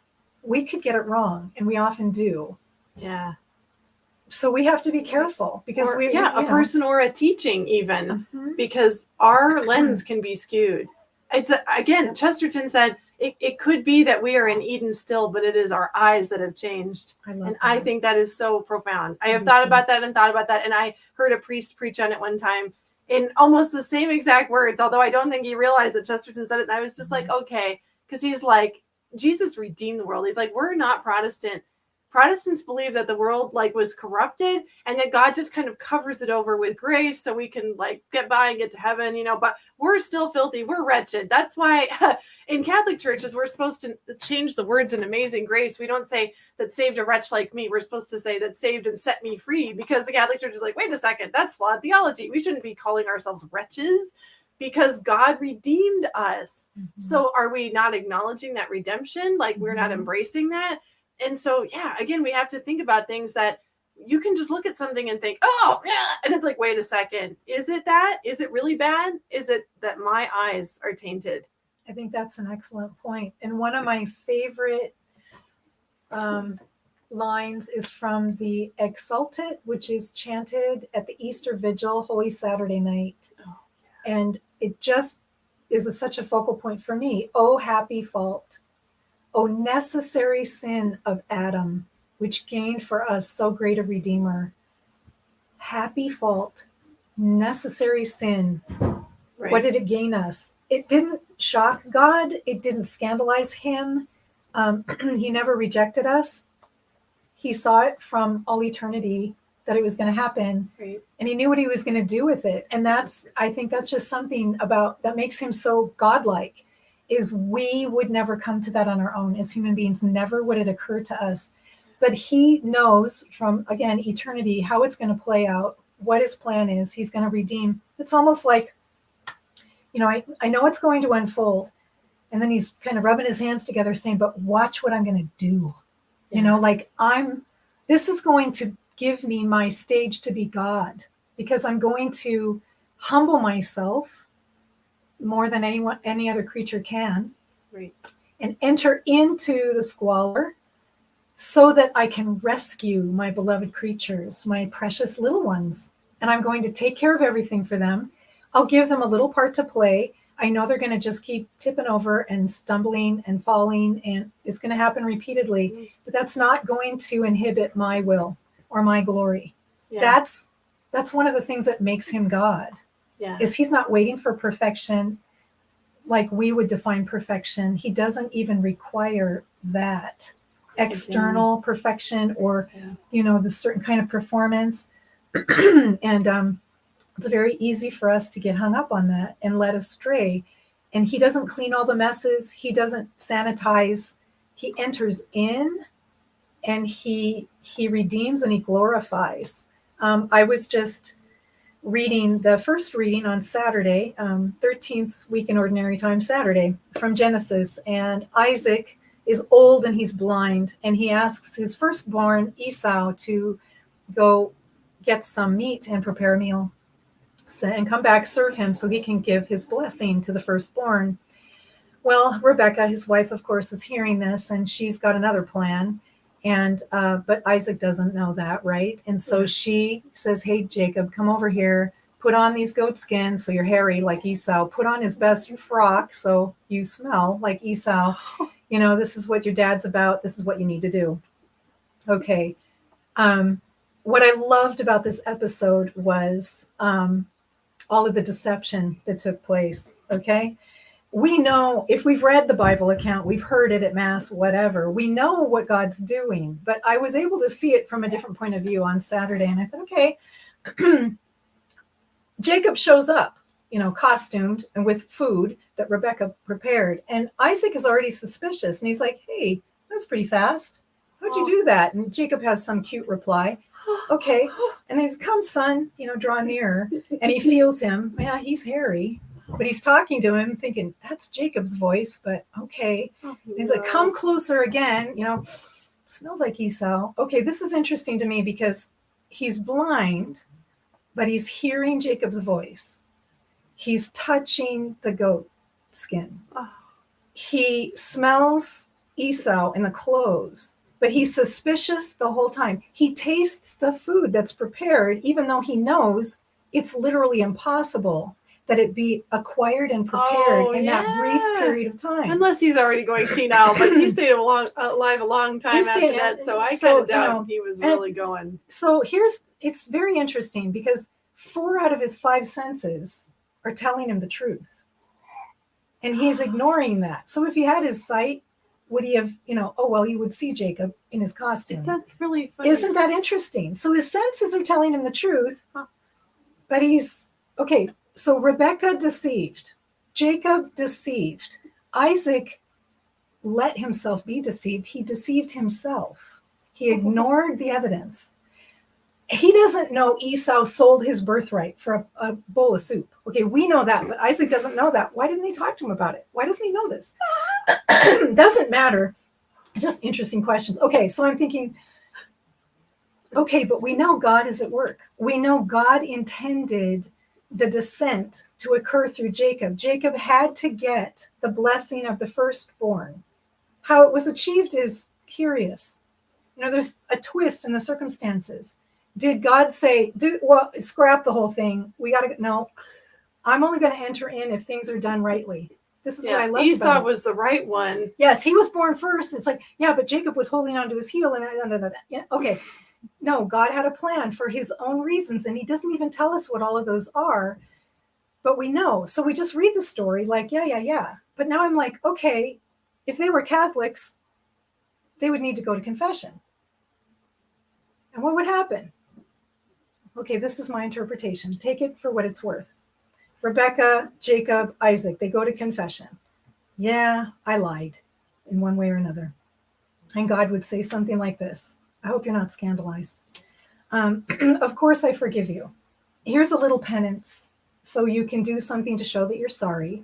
Don't worry about it anymore because I have made all things new. I will love you always and forever. You will always be my precious ones. That's what I think he's saying. He has a will, and it's not going to be thwarted by our misbehavior. Should we behave ourselves? Yes. Mm-hmm. Does it ensure a predictable outcome? No. Does our misbehavior foil God's plan? No. Why did he work through those circumstances? Yeah. I don't know. But to me, I was just like blown away by the vividness of it. It's like, how many times does that happen in Scripture? It's all over the place. It's a mess. And God's like, I got it. I'm making all things new. And he is increasing his glory in that way. It will be better, more glorious as a result than if it had been perfect. So if we're tempted to get down on Adam and Eve and blame them, if only they'd not blown it, we could have been, it's like, no, that wasn't the level of perfection or glory God wanted. He wanted something more, mind-blowing, totally mind-blowing, world-rocking. You would never think of it. And he's exactly what we never would have thought of it. Only God could think of such humble means. It's like, you can't even conceive of it. You're going to be scandalized. You're going to scratch your head and go, I just don't get it. And you're going to think, if I just behave myself, it's going to make everything okay. And it's like, no, it's not really the point either. Right. And we have ways to correct all that. He provides all that so we can do our best and he can be God. And I just offer that because it just happened on Saturday. And I'm like, oh, there's so much in this reading. Oh, yeah. It's so rich. Great. I mean, I think we give ourselves way too much credit for our effectiveness and our ingenuity at messing things up in the church and the world. It's like, oh, look, the Freemasons got in, they did this, or the, communists went in and did that. Oh, the infiltration in the church or whatever. And it's like, this isn't news to God Almighty, who has already figured out how this is going to work to achieve the plan he already had in mind. And it's like, just sit back and watch. Pop some corn. Exactly. Yeah, it's going to be a show, and it's going to be beyond anything of your wildest imagining. It's God. We're talking about God. Right. He can handle it. We don't have to get anxious. It doesn't mean we just let him walk in and be like, yeah, come on in, mess up whatever you want. Of course not. Right. But it's like, let's not fret, because this is way, way smaller than we think. In God's eyes, he's already handled it. Yeah. And we just need to see how he's going to unfold it. I know. But again, it's like, this kind of ties us into one of the questions I wanted to ask you is, if you ever felt like the Novus Ordo was not sufficiently nourishing for your faith or for your family's faith, because eventually we did come upon the 1962 missal, in the extraordinary form. It's very interesting because that motu proprio came out in 2007, I think. Oh, yeah. And within a year, one of our diocesan priests had gotten up to speed on offering that form of the Mass. And then there was a retired priest, too, that blew the dust off his old rubrics and went to work on it as well. So we had two offering it in a remote town, a tiny little town, 3 hours away from us. So we heard that was going on, and that the diocesan priest was also offering very rich devotional experiences, Divine Mercy in particular. So we were hearing that was happening, but it wasn't on our radar yet. We were in the music program. As I said, I play guitar, and we actually, at some point, the two older girls and I and a dear friend formed a musical group. We played in a bistro weekly and did other gigs for hire, and we also played at church. And we played whatever was sort of the mainstream music of the time.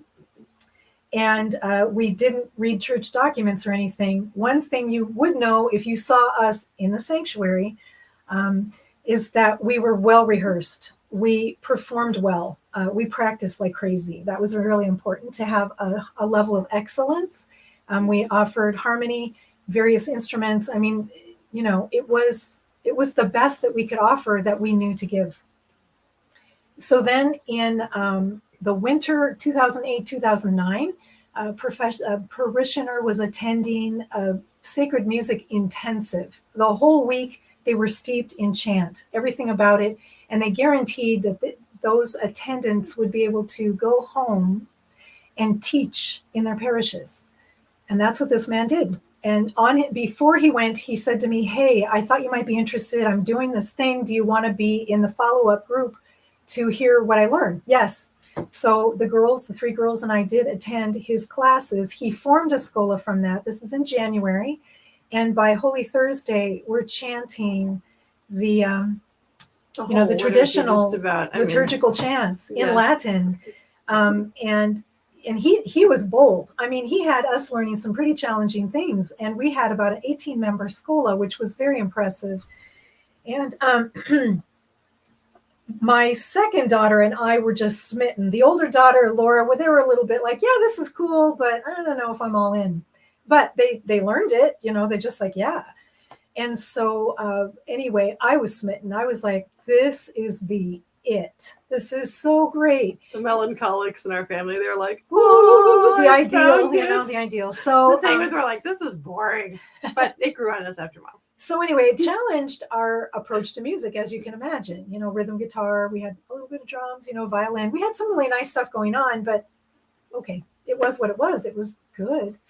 But anyway, the chant... Not necessarily for Mass, but it was the best we could give at the time. Yes. So chant took us to another level of knowing. We began to have conversations about the nature of sacred music. We got up our courage to read Pius X and other documents. And obviously our souls were ready for the information. That's how I see it. God was patient. He accepted our offering, and at the right time, in the fullness of time, he nudged us and said, okay, learn this, you can read that. And we were ready for conversion to the teaching. So we were able to welcome and embrace it. And so by that summer, 2009 summer, we're ready to go to that Latin Mass 3 hours away. We should check that out. Also, I should mention that the previous year, in 2008, we began to wear veils. We made some friends. The wife veiled. She gave us some compelling comments about that. And we looked at the scriptures, prayed about it. And then in 2008, we felt like that's what we want to do. So we'd been wearing veils for about a year and a half. We wore our best clothes to Mass. So you can imagine that we kind of outstripped the normal, Mass attendee. But we felt like we were going to the wedding feast of the Lamb. We're veiling, for crying out loud. Why not just wear our best stuff? Mm-hmm. So countercultural, even within the church. And so then we went to the Latin Mass 3 hours away. And we were, I think, kind of in shock because we hadn't experienced it. I was a baby when all that changed. So we're just kind of coming out of there going, wow, that felt really weird, really different. Our question was, did that count for our obligation? We were just kind of like, okay, like we knew it was the Mass. We recognized many elements, but it was compelling. And we thought about it and we're like, let's go back. It was once a month. So let's go back. So we went back. We didn't go every month, but we went when we felt like we wanted to go. And we don't mind a little road trip. We're up for that. Yeah, we put on some miles before that point. So you just pack your breakfast and eat it on the way down. You pray your rosary. We prayed liturgy the hours in the car. I mean, you can pray a lot in the car. So we'd take friends with us. Oh, you want to come? Yeah, let's go do this thing. And we're already going. We have seats, so just squish in. So then, so that was our introduction. For myself, I was really struck by Ad Orientem and seeing the priest's role so distinctly. Yeah, me too. I really was moved by that. It was powerful. Where we're all facing the same direction as we offer the sacrifice of the Mass, That was really vivid. That was moving. That was profound. I don't mind Latin. I got a major in Spanish in college, so I'm not averse to foreign language, and it's a Romance language, so they're very related. So I'm not intimidated by language. My husband had a little bit of high school Spanish, so he's not opposed to foreign language, but he doesn't have the same comfort level. He did end up learning how to serve it, though, with my brother. So they would serve together, and we would sing, because, of course, we just can't do something without being like, hey, can we help out? And so he was willing. He was willing. But he never had the comfort level with Latin that we did, probably because he didn't sing it. And singing is an easy way. It's an easy way to get comfortable. We used to sing and do music for the Spanish masses at our parish before that too. Right. So once a month we'd have those, and then everything was in Spanish. And our priest was half Mexican, so he would preach in Spanish, and Mom would do the readings or whatever if somebody else couldn't do them. And we'd sing all this on the music. Yeah, so it's again another kind of cultural experience, because again, before we knew about sacred music principles, we're like, well, all the Spanish music, what can we find? Spanish Mass music, and it was very groovy and very ethnic. Yes. And it was very fun. Oh. And that was a whole different experience too. But yeah, again, another cultural expression and just another experience of the faith.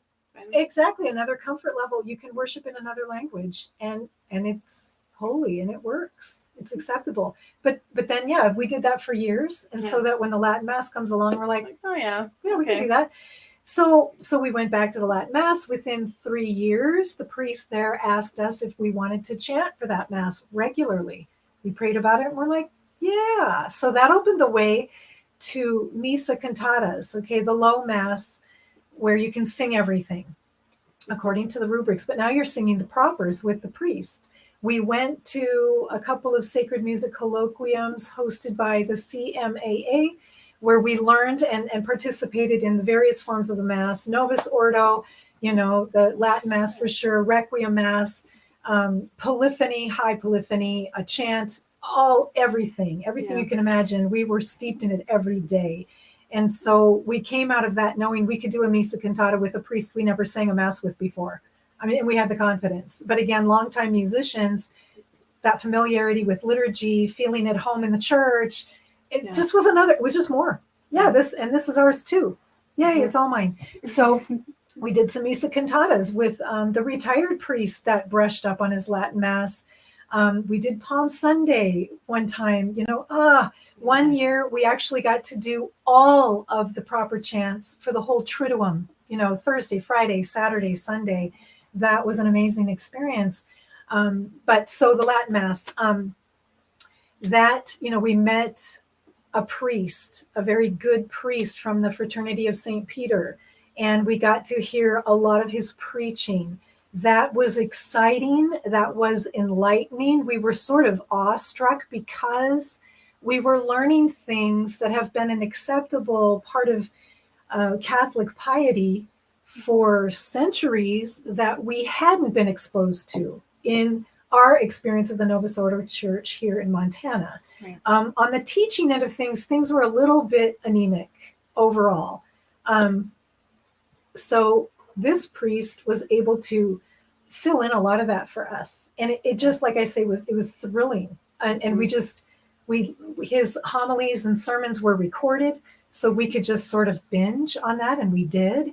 But it really fed our faith. Mhm. And we were so grateful for that teaching, for, again, the way it just fleshed out the Catholic experience and knowing.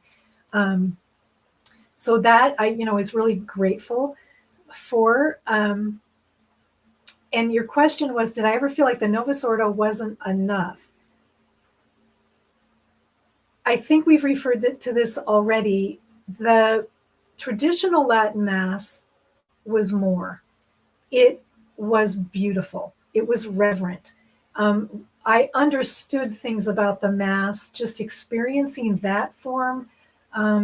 It gave context It did to the context, Novus Ordo totally. that we hadn't had, because what we had mostly experienced in the Novus Ordo was very, like, not exactly what the Council Fathers intended. It was like as English, as vernacular as you could go, as kind of, open expression as you could go, and still be legit, and some messing around a little bit once in a while. It's like, okay, all right, like, we know that's not right, but still that was the normal for where we were located, at least. And so then it was like, oh, like, again, the role of the priest, and just reverencing him more, not like to a ridiculous degree, because we could still hug and talk and whatever. And it was just like, but it was just like, wow, I just so appreciate the priesthood more. And I just think that this is so cool.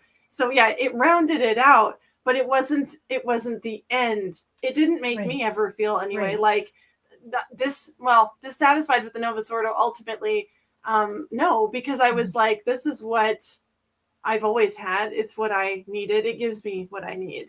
And I knew that. But it was just better. It was better after that experience. It was more full. Yes. The Novus Ordo was more full. Yes. Like we had a deeper appreciation for the Novus Ordo as a result. Like the changes made sense. When we never really bothered ourselves about that before. It just didn't seem like, we just weren't, we were in the Novus Ordo. Right. We didn't have access to the Latin Mass. We have an SSPX chapel nearby that I did not even know existed until I was in high school sometime, and my family and I were out for just a Sunday drive. We're just driving around, and we just come across this little place in Nowhereville, and we're looking at the sign, and we're like, okay, this is a Catholic church? Why haven't we ever heard of it before? And it just looks like a building. Okay, that didn't scandalize us necessarily, but we're just kind of looking at it like we don't know what this means. Didn't even know it was there. And I don't know how long it had been there before we came upon it. We didn't know anybody that went there. We didn't know anything about it, but we were like, wow, that's really weird. Yeah. But Grandy, was it The Wanderer? Grandy would read. Yeah. So she knew about traditionalism as far as like, are the sects splitting off from the church? And so she figured out that that's what they were. And so when I was a kid, and I remember being in the car with Grandy and driving by that church, I was like, Grandy, what is that? Why don't we go there? And she's like, she called them Tridentine, right? Or whatever. She's like, we can't go to Mass there. Yeah. And I was like, ooh, this is interesting, Yeah. But, it's like she knew enough, like maybe understandably why people would, end up going there. But she's like, we're not going there. That's not okay. It's not in the church. We didn't really talk about it. We just knew. We're like, And so that was like not an option. Like Mom said, things are crazy, but you stay in the church and you just duke it out. Yeah. And so even now we're coming into contact with like legit traditionalism in the church, the FSSP and, the Latin Mass communities and all these things. And we're like, well, that's cool. We're meeting a lot of great people. But what we were meeting at the diocesan Latin Masses were pretty much, they were just more wonderful, delightful people like we'd already met our whole lives in the Novus Ordo. People that are just faithful and they're full of love and joy and peace. And they're just like, hey, this is a cool thing. Let's take it in. Like, this is part of us. It's part of our heritage.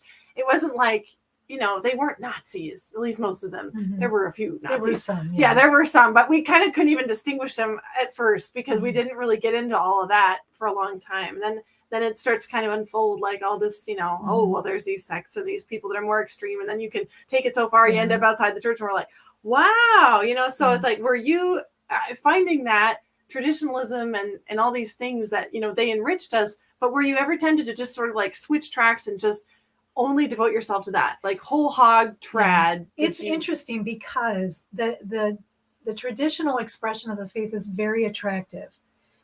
For reasons that we've sort of alluded to. But one of them is it seems more certain, more sure, less open to questioning. And that can be very, very appealing, that security. Like, over here, it's black and it's white, it's good and it's bad. Yeah, check boxes. Yes. And have I covered all of my bases? Good. Yeah, did I get my grade? And that's very appealing to someone like me. I'm very attracted to that. So I was very attracted to that. It's like, how come they have all this teaching and we didn't have it over here? But I had experienced enough maturing in just my life and in the church to not believe that one person or one place or one group has it all, that it's just going to be, even as attractive as it is to think that everything's going to be answered and taken care of so you don't have to sweat it. It's like, well, that's pretty neat and tidy. Can that really be the case? And again, I didn't feel like we were at risk in the Novus Ordo because we have been fed. We had been provided for. Even when we left one parish, we could find another one where we could be taken care of and we could contribute.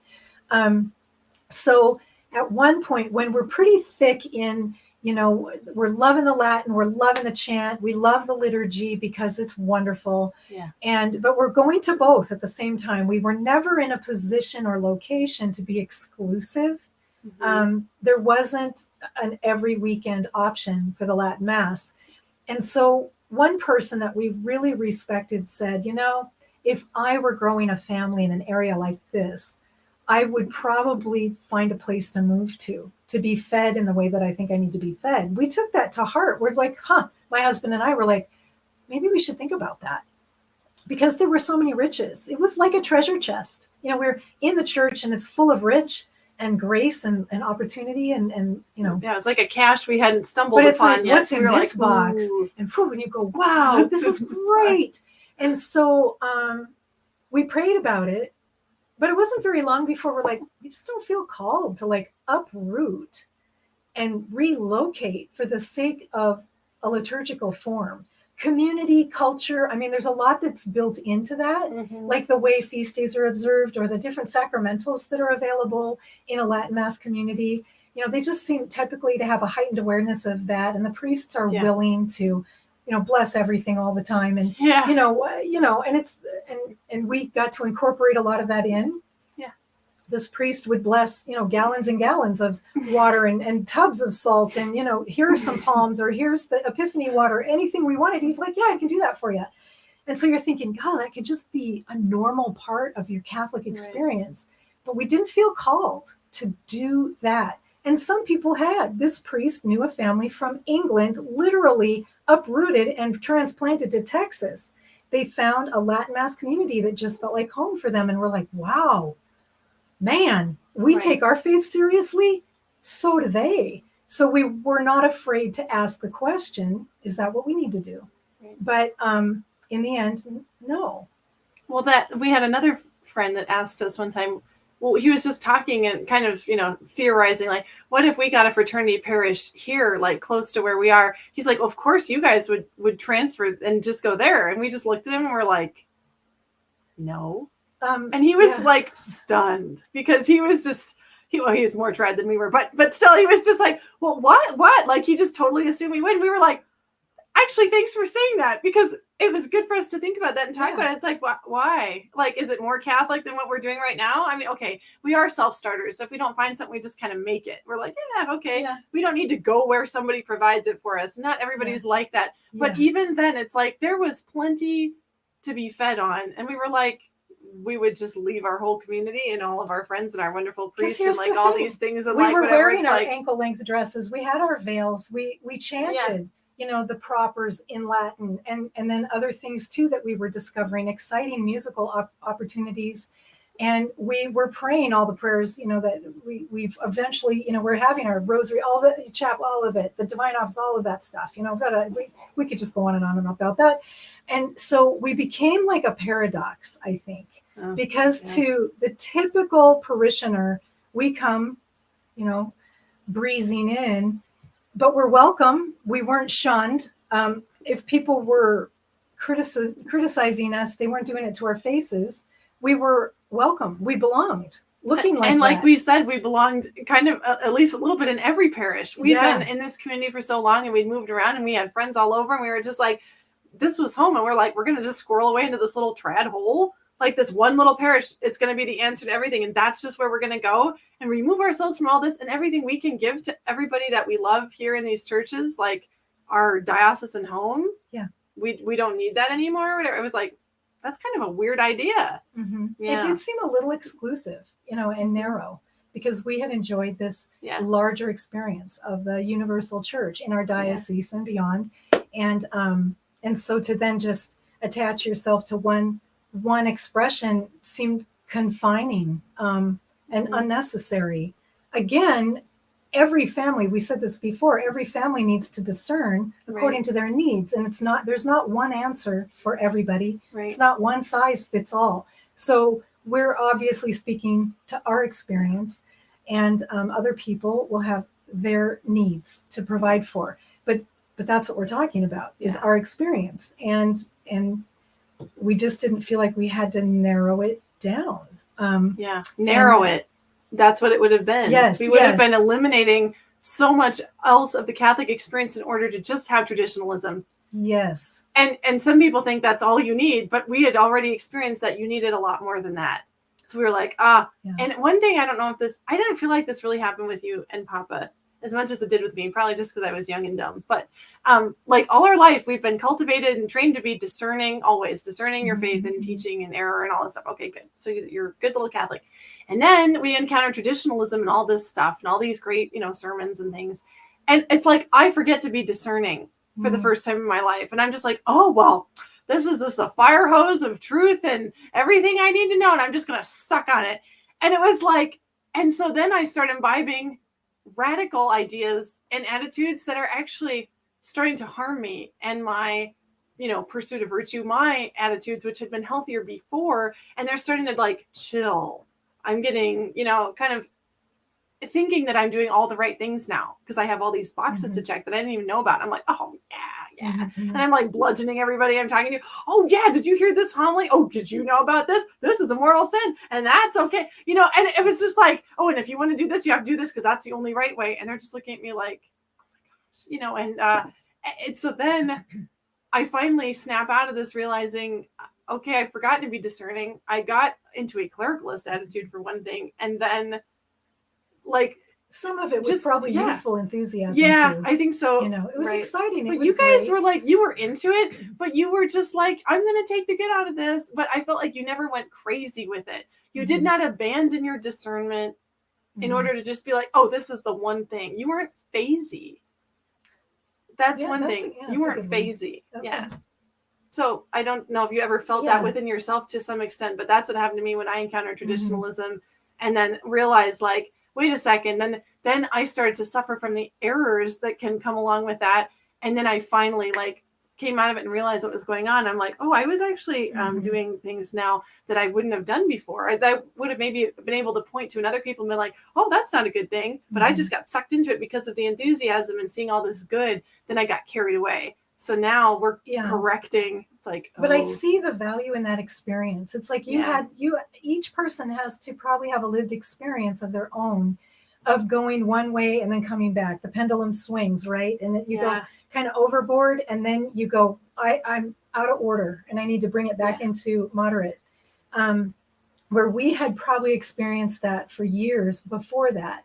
The negativity, the criticism, the sinful behaviors of being in a tough, attack situation within the church, and then growing out of that, moving out to another parish and getting some space, confessing, going, you know what, my intentions of preserving the true faith were good, but I got embroiled in some behavior that was not, and I needed a safe space where I could make that correction.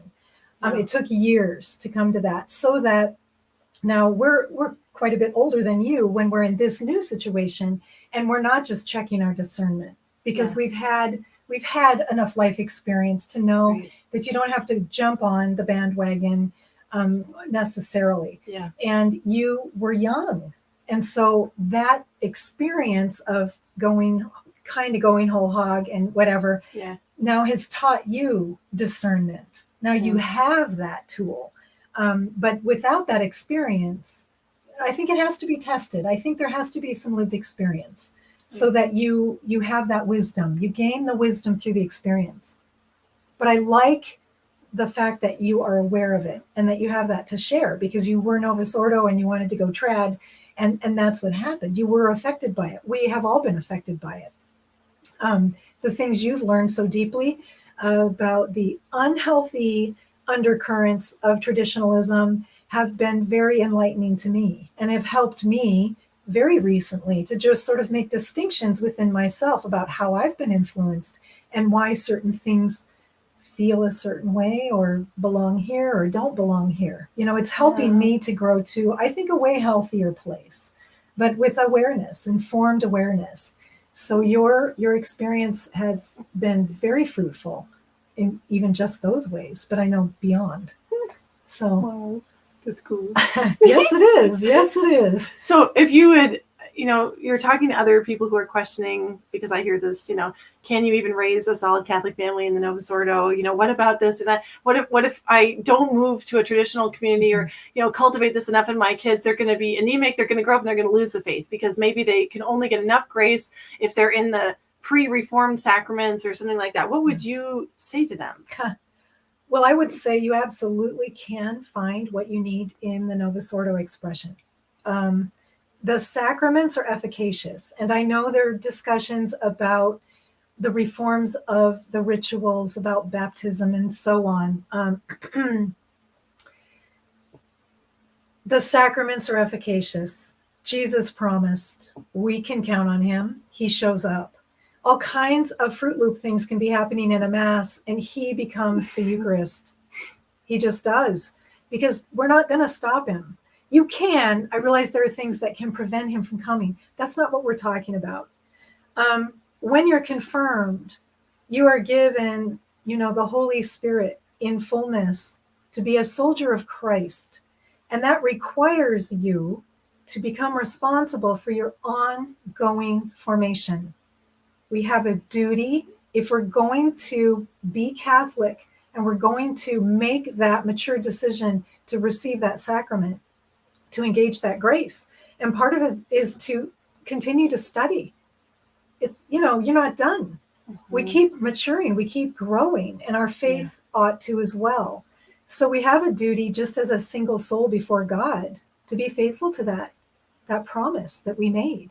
Yes, give me your Holy Spirit and I'll do this. I'll read a book. I'll watch something online, for crying out loud. I'll listen to podcasts. Yeah. I'll study the catechism. I'll read the Bible, or I'll listen to someone reading it. Right. All these things are cultivating your disposition. Here's a really interesting idea that trads, they are worried about, or they promote outright, that the form of the sacrament can inhibit some of the grace from getting through to you. Like it's a colander keeping some of that stuff from getting through the holes. But actually, what is really going on is your disposition of soul. If you're going to a sacrament believing this sacrament can't give me enough grace, maybe that's going to affect how much grace you get out of it. But if you go, I'm ready to get everything you have for me, Jesus, and it doesn't matter what it looks like, as long as it's valid. And they almost always are, even if there's weirdness around it. Like, I've never seen an invalid Mass. I've seen some goofy things in a Mass that shouldn't have happened, but it was still there. And Jesus came, and I received him, and I figured, if I walk out of this church not getting all the grace I could have from that sacrament, it's my fault. That's the burden is on the individual, right? To become knowledgeable, to know, is it valid? Is it licit? Those are things you should know as you mature. Do children need to know that? No, the parents do. Right. But then we mature physically and hopefully psychologically and emotionally. Why not spiritually? Yes, of course, that should be a maturation process, which means increased responsibility to cultivate that disposition, to make our consciences well-formed and sensitive, so that we can sit at a Mass and know, should I get up and leave? You should know if you need to get up and leave, right? So that you can do that. Is it, we talked about going to another parish where we could worship in safety and peace. It is important to be safe. And if your faith is in a place where you just need safety, please take yourself to a safe place. But when you're in that safe place, which can be had when you recover, from the attack, whatever it is, then you gather yourself and you go, okay, now I have a duty to perform because I want to grow in my relationship to God. I want to understand his teachings. I want to know how he reveals himself. I want to enter fully into the worship. It's my right as a Catholic. What does that mean? What does active participation really mean? You know? And, but the burden is on us. And again, we're all at different stages. Some of us need special care to recover, to heal, to grow strong. There is no shame in that. There's nothing wrong with that. But we don't stay there forever unless we're invalids. Some of us are invalids. Okay. Somebody should know that. Okay. But we shouldn't label ourselves that if we can grow stronger and resume an active role in our formation. So that's why the Novus Ordo expression, it's not a dead end. It's not, there's no coming back. You're going to hell. It's like, no, I have to refute that. It's no, but you need to decide what your role looks like and what you're going to take on for yourself. You've heard a lot of implementation. We've been proactive. We've gone seeking. We've answered invitation, but we've shown up. God has done everything. Right. But, he gave us the ability to do that. He gave us the tendencies. He gave us the skills. He gave us the gifts. Right. But then he called them and we said, yeah, here I am. What else can I do for you? What else do you want me to know? What else do you want me to learn? Right. And so, no, it's not deficient. And I think it's a great error to assume that if you go to a parish that has a specific form of the Mass and the priests seem to behave themselves in a certain way, that everything's going to be okay. It's like we still live in a fallen world with fallen nature. Mm-hmm. And back to Isaac, Rebecca, and Jacob, that's not the problem. That's not the problem. Right. And Latin Mass societies have problems too. They're full of human beings that are struggling along like the rest of us are. And if they look perfect and they seem to be checking all the boxes, nobody knows the heart but God. Nobody knows behind the scenes unless they know behind the scenes, unless you're an insider. It's like, it can look splendid. And that can be fruit that it's really splendid, but not necessarily so. You can have all the form in the world. You can wear the veils and wear the long skirts and know Latin like a pro and never make a mistake in the liturgy, which is a miracle. I mean, you try your best and things happen. Mm-hmm. Why? Why would God allow that? It's because that's not what he had in mind. He's doing his God thing that I already described that blows our minds, and we can't get past it. We keep getting scandalized by his humility. Yeah, we keep getting worried too that we humans and our forms and rituals, are going to get in the way of God doing his work. And it's like, wow, he is way bigger than that. Yeah. Yeah. That's when he does his amazing stuff. The messier it is, the more scope for his presence. So, and that's not an invitation to let things be rotten. It's give what you have to give and be faithful. But you're not going to be lacking in the Novus Ordo. If listening to us on one day in July doesn't give you a clue at some of the possibility that exists out there, I don't know what else you need. I mean, it's just there. I mean, all of my inspiration to develop traditions and rituals and celebration and so on happened before I even experienced the Latin Mass as an adult. Well, we were doing the Liturgy of the Hours every day, multiple times a day as a family for years before we ever found that. Oh, yeah. And that's, to my knowledge, that isn't even something that's encouraged in trad circles. That was one of the greatest graces for our family, was finding the Liturgy of the Hours and praying that and structuring our life around it. I mean, that's another thing we haven't even gotten into yet, which we should, was a rule of life and the horarium that you wrote up for our day, to structure our whole day around the Liturgy of the Hours and the times of prayer. and you're doing something, you stop because it's time for mid-morning prayer. You go downstairs and you pray with everybody who's available, and you do that, and was it like 6 times a day? Yeah, Six it was. times? Yeah, it was Sometimes morning, 7 if 3 we did times during the office reading. daytime, evening prayer, and night prayer, and then if we had to adjust it, we would. Right. But on a typical day, we had those opportunities. We were very home based. We weren't running around a lot, Right. But as we said, you can do it in the car. And there were times we were running errands and we packed our books with us. And we get close to that hour, we'd stop for 5 or 7 minutes, pray the prayer in the car, and then run in and go buy some clothes. Whatever. You really can work it out. For some reason, that really stuck for our family too. I mean, even before we were able to say the daily rosary, we were doing this because we tried for years to do the rosary consistently. And it was like always in the car or on road trips and stuff, we'd pray it. But it was just so hard to make that stick for some reason. Because again, I just fall into this thinking like, you just do it. It's just a discipline. You just make the decision. I'm going to pray the rosary every day. It's like, not without the grace to pray that rosary every day. Yeah. Like that's something I really took for granted because now I struggle to say my rosary every day because I got 4 kids and all this stuff going on. But it's just like, I thought it was just a matter of deciding, and it's not. Nope. And then the Liturgy of the Hours comes along. What a gift. And for some reason, we're able to do it. Like every day without fail, we would do at least morning prayer and usually many more of the hours. And then we were able, after that, we tacked the rosary on, we tacked on the Divine Mercy Chaplet. And then Mom and I got into doing the office of readings at night, like, so it was like, now we're doing them all, we just had to do them all. Yeah. And it was so cool. I mean, what an education in the history of that prayer that we, discovered, and then and learning to chant it and like doing parts of it in Latin and English. And it was like, and then when we were with our priest friends or at the Sycamore Tree, we were praying with people all the time. We teach the neighbor kids, we teach our friends. We'd be like, oh, well, I know you're over here right now, but it's time for evening prayer. Why don't we just do that? And then we can go play. And they would sit there and learn it with us and pray it. It was just what you do with the Yeagers. And it was great. Yeah, we kind of have a reputation for that.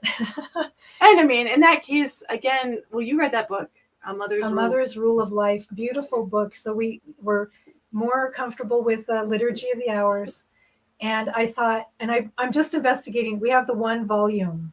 It has all the hours, but some of them are truncated because it's 1 volume. So I'm poking around in there and I'm like, what else is in between these covers?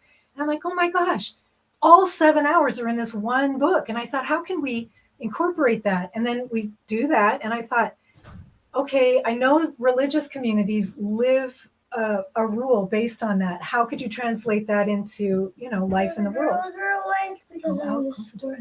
Okay. Outside. Papa, so I found this book, A Mother's Rule of Life, Holly Pierlot. I think it's Pierlot.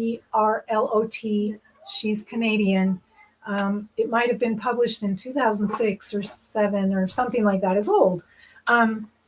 Beautiful book because she was on the same quest.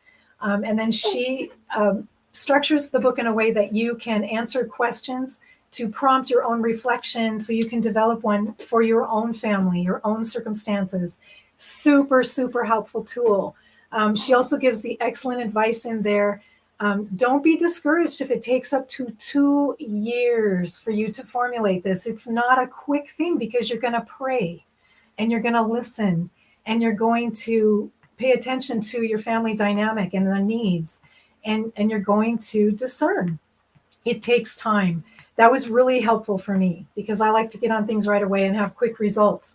It took probably a year for me, and that's fast. Anyway, I did develop a rule of life based on the Liturgy of the Hours, and it was amazing. Well, you studied St. Benedict's rule. Yes, Mother I read Teresa's St. Benedict's rule. Sister's Yes. rule. The Carmelite rule. We visited we love Carmelites, and I Carmelites. copied down their rule, and I'm kind of comparing. Yeah, Mother Teresa, and that was very instructive and helpful.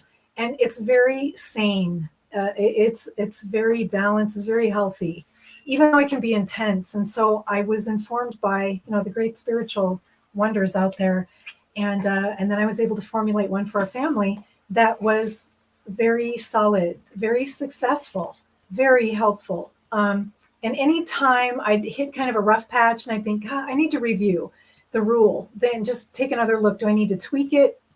Each time I did that, I never had to tweak the rule. I just had to conform to it because everything was provided. It was all allowed. It was all accommodated. It just meant that I was getting a little out of whack in how I was using my time. Yeah. So it certainly did that for us. It doesn't mean everyone has to get that formal, but rules can be very, very tailor-made. So if you look at a religious community, just as an example or a reference point, understand they've taken vows. In a family, we don't take vows, so it is distinct. Yeah. But you might just have, 2 or 3 sort of guideposts for your day, and everything else happens within that framework, whatever. But God, the Lord will bless, God will guide, the Holy Spirit shows up. And if he is calling you to do something like that, he's not going to abandon you. He will lead you. But it certainly worked for us. And I know that's not common, but it's possible. And then we would have guests come, friends, new acquaintances who were very inspired, would pray with us. We did devote a room to our house to an oratory. We do have an altar. Mass has been offered there many times. That's where we pray, our divine office. I've done hours and hours of personal prayer in there, novenas, you name it, we've done it. But we have a space still in our home that's set aside. Some families aren't going to be able to do that. So there are beautiful ideas online about a little corner, a nook, a patch of wall. Have a Sacred and Immaculate Heart with a crucifix and a shelf that has a candle on it, or whatever you're inspired to do. A shelf for your prayer books, a hook for your rosaries. There's just go online. I mean, it's limitless, the options. Any home, wherever it is, could have a small space devoted. A windowsill. Some people turn a windowsill into a prayer place. But if you're able to, or you're inclined to do that, do that. If you don't, that's okay too. I mean, there is room for every expression.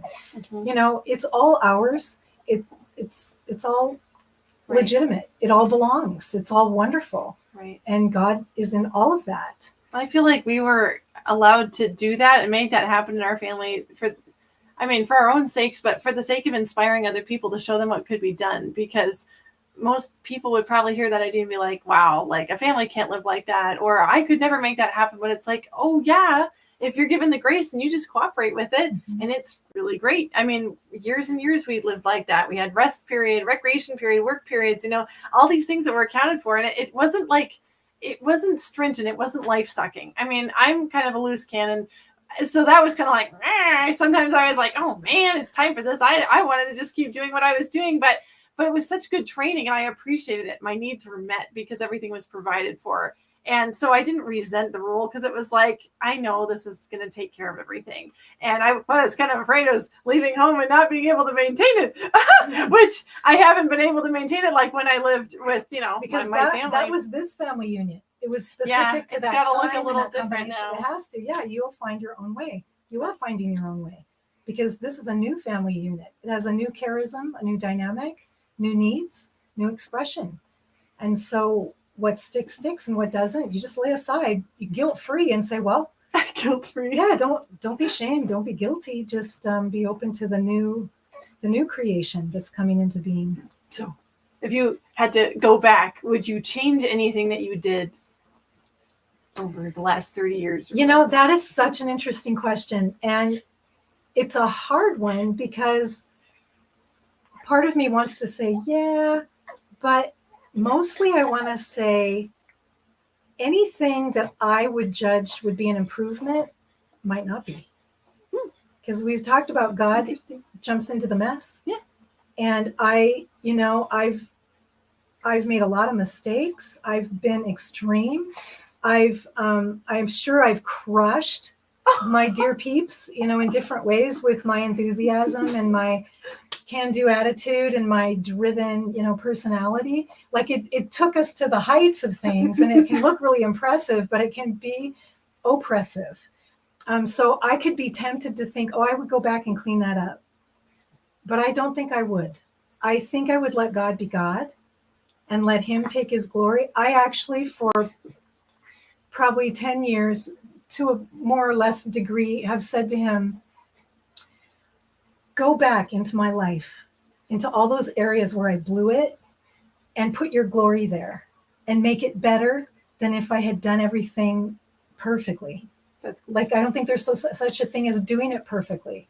I think showing up with a good intention, with all of my flaws and all of my extremities, my extremes, my disorders that I'm becoming more and more aware of. That's one thing about maturity, is you go, wow, I'm really seeing that in a new way. But I wouldn't go back and change that. Tempting though it could be, I would let God go back and fill it with his glory. And he knows exactly what to do with all of that. And I would just take my now understanding into tomorrow. My sister gave me a little sign that says, it's okay to make mistakes. I can't tell you how profound that thing has been for me. I'm in a place in my life where I can really let that impact me. I have been perfectionist and in disordered ways. And so it's hard to make mistakes. It's the exact opposite of what the perfectionist strives for. So it's okay to make mistakes. I'm glad that she gave me that sign. I'm glad that I'm saying it today, and I'm glad that I'm believing it, because that's what I need to know today and tomorrow. And it helps me look back with compassion and mercy on my own, performance and possible results. But I believe the mercy of God. I think mercy is his name. I think it is his name. And I think that we live in a time when that's his message to us primarily. He has other things for us to know about him. But that's why we have a big divine mercy image in our oratory. We have a crucifix, but the divine mercy is the main, and then the crucifix is right there. Well, we didn't decide that. He did. He did. He's because the one I was that's been looking setting around. this trend in the Catholic world for Yes. the last century. It's like there's just been more and more and more building on that. And Yes. it's like, I didn't decide it, so I can just sit back and enjoy this wonderful gift that I'm being given. Yes. And it doesn't negate his other attributes or qualities at all. That doesn't let us off the hook. No. But it's, I would say someone you really need to read if you haven't already is Saint Therese. Another book that I find hugely inspiring, and I've read it like 9 times in a row, like about 8 years in a row, but 9 times. Yeah. And it's Father Michael Gately, Marians of the Immaculate Conception, Stockbridge, Massachusetts. They are the Divine Mercy guys. And he's written a series of books on consecration. 33 Days to Morning Glory is about consecration to Our Lady. It's an updated version, well worth the peek, the use, the reflection. It's a 33-day approach, just like St. Louis de Montfort. Okay, Father Gately also wrote 33 Days to Merciful Love. Oh. That guides you to a consecration to divine mercy, and it is Saint Therese all over. Some Saint Faustina. The footnotes, the end notes at the end of the book are worth a read. They're so rich, so beautiful. And then the text itself, the brief daily readings and prayer, that, I don't know, there's something about that. That was like a game-changing book. It is. It just opens up divine mercy and the teachings of Saint Therese. A third one he's written is 33 Days to Greater Glory. That is an awareness of encountering God the Father in the Mass. Also beautiful, very well worth the read. I also want to give a nod to Father Jacques Philippe, Searching for and Maintaining Peace, Interior Freedom. He is a devotee of Saint Therese and Saint John of the Cross and Teresa of Avila. So very, very Carmelite, but Therese all over. He loves her so much, and he is such an instrument to convey the beauty of her teaching. But that, her confidence, her trust in God's merciful love and his fatherly, tender-hearted concern for the souls that he has made. It's so precious. It's so tender. It's so appealing and attractive and so sanctifying. It's just like balm.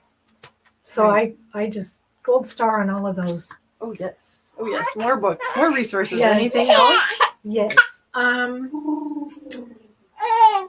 I don't know. I think just again, another emphasis on being willing to do the work of being a confirmed Catholic and being a mentor or a guide or a parent or whatever for other Catholics who are at an earlier point in their faith journey that need your light. Read, listen, of course, pray regularly in whatever way God has called you to right now. Don't worry about what it looks like in the future or what somebody else is doing or what we talked about today. We just want to be inspiring and informative and helpful, but also real, accepting, non-judgmental. We're here to empower you. That's that word. It's a thing. So pray in the way that you know to right now, and just be faithful to that. Show up, be brave, which doesn't mean you won't feel afraid. Just be brave. Trust. Trust. God is there. Don't flee from uncertainty. It is so tempting.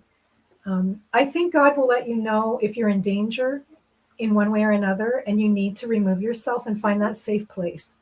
So I'm not saying stick it out no matter what, but we can be very uncomfortable when things aren't spelled out, when it doesn't seem clear, when the answers aren't forthcoming, and uncertainty makes us feel uncomfortable, and we want to move away from that uncomfortable feeling. Don't be afraid to just sit there and trust that God's there with you, and be patient. Again, if you're not in danger of some sort, sit with it, hold the tension, let Him lead the way. That's not going to hurt you. Being uncomfortable isn't going to hurt you. That just seems important to say. Right. Grace is all around us. Mercy is all around us. The weeds are there, but so is the wheat. The church is there. She's alive, intact. She's there for you. Yeah. Yeah. And God is there. He made a promise. He's keeping it. Don't get caught up in negativity. It's easy. I know it. And you can be there before you realize it. And it's like, as soon as you realize it, just move away or just grow quiet or say a little prayer or whatever. And just, be compassionate to yourself and forgive yourself when you fail, because we all do. And then just get up and take the next step. God loves us always and forever. We are precious to Him. He's making all things new. And He'll show us what our little part is. And He'll do everything. He does everything. So that's cool. So before we close, is there anything you want to add, or like anecdotal incidents you want to share, or anything for the benefit of our viewers? I just want to express my very profound gratitude for the way God blessed our family. I didn't get to emphasize this so much in the beginning, but Bob and I are just normal people. We've lived normal lives. We've made normal failures. We're sinners. And God didn't pour His blessings on us because we got it right. He just decided that He wanted to work His will in our family in a certain way. That was His decision. Like He worked with Isaac and Rebekah, Jacob and Esau. He showed up. He was present there. He was at work in those circumstances. He did that in our family. And He allowed us to grow a family culture that was steeped in Catholicism, that really blessed me specifically. When everybody was at home, our oldest daughter was 26 and a half when she got married. She lived at home until the day before her wedding. And all the girls stayed on into their 20s until they got married. Yeah, Kayla's wedding felt like a funeral because she hadn't even been to college or anything. So we just always been together, and then it's like, oh, you're gone. And she was gone. Like, from that was tough. That was grief, because it changed our family. We did grieve. That was very real. But it was so cool to have the girls grow to a maturity in our home where they felt welcome and like contributors. They were willing there. They weren't like held against their will. Because they were adults, they could contribute to a very high degree. So we had a high degree of civilization in our home that allowed the flourishing of that Catholic culture, that we could invite people in to join us in celebrating and observing and just being together, be welcoming and loving other people. Yeah. So our family could spill over to other people. And they always felt like that. They felt like when they came to our house, they entered a place of peace and prayer and love. Yeah, people really responded to coming to the house. And I knew Yeah. a lot of it was just because I didn't set it up. I was just a participant, but Mom and Papa made this home. They made this sanctuary. They kept this prayer in place and this welcoming atmosphere. Mom she's a neat freak. So it was always tidy. So you can feel good walking in any room because you're like, oh, order. People were just like, yeah, it was like a sanctuary. And you step in the door and Mom's like, I will make you a hot drink. And you're like, oh, and then I will talk to you. If I have to sit all day and not even eat, I'll just sit here and talk to you and listen to you. It's like people knew they could find that. That's something, yeah. My parents are amazing. I'm just going to brag about them.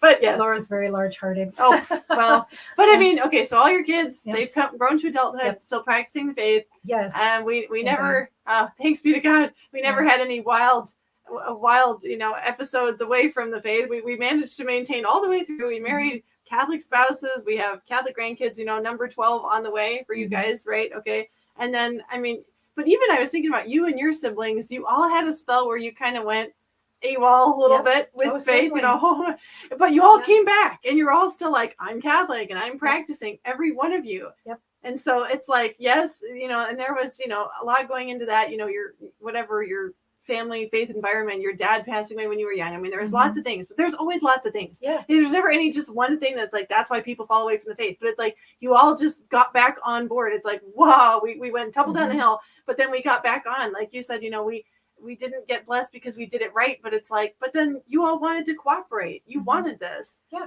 And so it's just so cool because it's like, there's always hope. You don't have to freak out. Parents are sitting there going, my kids, what's going on with my kids? I can't believe this. I don't know why it happened. I did everything. And it's like, yeah, just hang on. It's probably going to be okay. The most important thing is to stay faithful yourself. And I just recently heard an excellent teaching on stages of faith and stages of prayer. And so one of the legitimate stages of faith and prayer is when the children at some point in their development have to make it their own. And it often means they go away and so till they're sorting it out. And that can bring a lot of peace to the parents that are very upset and thinking that they did something wrong. It's like, no, it's just part of the stage. It's upsetting for sure because they're away from the sacraments. Okay. But again, where's God? He's right there. He's right there. And what do we need to do? It's like, keep on, just keep on, be faithful, sure, pray for them, but exercise hope. Yeah. And don't overly fret because that's entering into negativity and that actually sort of drains your life essence away. And you're just going to be suffering needlessly instead of growing your confidence in God. Like those are the moments to just catapult into his arms and just say, it feels like the last thing I should do, but I am just going to thank you for rescuing my children, for seeing that they come home to you. Like be bold like that. Like it's madman's confidence, but that's what Therese can teach. Therese she's the guru of confidence, like crazy person confidence. And that's why I recommend her so much. Or people who, are just, are soaked in her spirituality and can tell it in a way that's so accessible. Again, lots of resources to encounter her teaching, to encourage you to grow your confidence. She said to one of her blood sisters, who was like Mother Superior of her convent at one point, I don't have confidence in God because he protected me from grave sin. That's not why I'm confident in him. If I were guilty of all sin, I would still have confidence like this in him. Wow. Sin isn't a deterrent to his action. Kids who are away from the sacraments aren't a deterrent to God's plan for them. Yeah. We don't have to be wringing our hands and fretting. That isn't going to help them. What helps them more than anything is seeing our faithfulness and our joyfulness, and that we are totally convinced that God is home. God is home. And living that and letting it just glow. We don't even have to be preachy. We don't even have to talk to them about it or come to scold them or try to discipline them back into their senses. Is that going to attract them? Probably not. Does it attract you? Doesn't attract me. one thing I do want to say, because I didn't think of this earlier, but I want to thank you for always being open to talking about our anything we wanted to talk to you about, we could come to you and ask you about. We always felt comfortable and able to talk to our parents about anything. And specifically, human sexuality. That was something that was never taboo. It was, my parents were always very honest about it and very just like, you know, if you want to know, we will tell you, we will talk. And when you guys got into NFP and training to teach NFP, then around that time, right, we started listening to resources educating us in theology of the body. So I grew up just my whole teenage and onward, I just knew about that. I understood that whole theology, and why we are made the way we are, and why it's so amazing and beautiful, and why, you know, marriage and, you know, just your being, whether you're celibate or not, it's just, it's so glorious because of God's plan and how that was taught by Pope John Paul II. And like, I felt like that prepared me very well for marriage, and my sisters too. It's like something that was just always there. When we were in marriage preparation classes, my husband and I were sitting there, and the priest is like, okay, so we're going to go through kind of a course on theology of the body. And he's like, have any of you ever, gone through this before? And I raised my hand. He's like, you are the first person in any of my marriage prep classes who has ever gone through theology of the body courses before. And I was like, weird. And he's like, but you grew up under a Catholic rock. And I was like, not fair. Well, yes. Okay. I'm not ashamed to say that I did. But I was like, man, I mean, without that, I meet so many people who it's like, they didn't feel comfortable talking about it. They didn't understand it. They found out about it by accident or something. That is huge. And it's something that you guys made sure that we were able to access in a healthy way, process with you. It didn't have to be weird. It was never really uncomfortable or anything. And it was like, I just felt like it set us up so well. And so that's something I'm really grateful for. And I just, again, another very important element of Catholic culture and education of your children. And I know that that's a hard thing for some people to accept, or that's kind of a scary thing for some trads, like, oh, theology of the body, it's immodest or imprudent or whatever. And it's like, that teaching came along when it did for a reason. Yeah. Because we needed something to counteract and to counteract the culture and to, repair damage, and also to prepare people better than ever to enter into their vocation with total knowledge and understanding of the beautiful thing that God made in them. And so, yeah, that's something too. I think it's one of the things about NFP. Again, I know in traditional circles that can be frowned upon. But there is the beautiful side of complete familiarity with the woman's physiology, and the husband is learning right along with her. That level of self-awareness of how your body works is just, I think, a duty we have to our intelligence. God gives us the information. He gives us the ability to know. Our bodies don't need to be some kind of secret no man's land, some mystery that just, I don't know what's going on there. We don't have to freak out about that. But NFP is a way into that awe, that respect, that reverence for the gift of our bodies. Yeah, even if you never use it, to just know it and to be able to communicate along those lines, because it makes such a difference. It's like 98% of couples who practice NFP don't divorce. Like, that's a statistic you can go out and find. It's huge. And what does that tell you? It tells you about communication, understanding, love, and caring, whether you practice it or not. But if you keep those principles in mind of loving and caring for each other, it will make everything better. So it's plus, so that I think opened us to just a healthy regard for the body and the functions and the reality, so that when we became aware of theology of the body, it's like, wow, here's another treasure chest. Wow, let's take a look in here. I know. And it was just maybe a little bit easier to step into it because of NFP. Right. So I don't know if we thought of everything, but boy, we thought of a lot. Yeah. If there's anything else, we can make an addendum video, or you can leave questions again in comments, and I'm happy to put you in touch with my mom if you want to talk to the direct source, or anything. Because if I were somebody watching this video, I'd be like, oh, what curriculum did she use? And I want to ask about all these resources and things, And so that's the thing you can do. If you reach out to me, I'll put my email in the description below, and please, just keep, your ideas coming for videos, or, if you want to hear more from Kathleen, I want to have her on again. We'll see if she's willing to be had. Anyway, thanks, Mummy, for all your time. Oh, it you're was welcome. great. It was great. I hope we didn't put you all into overwhelm. Yeah.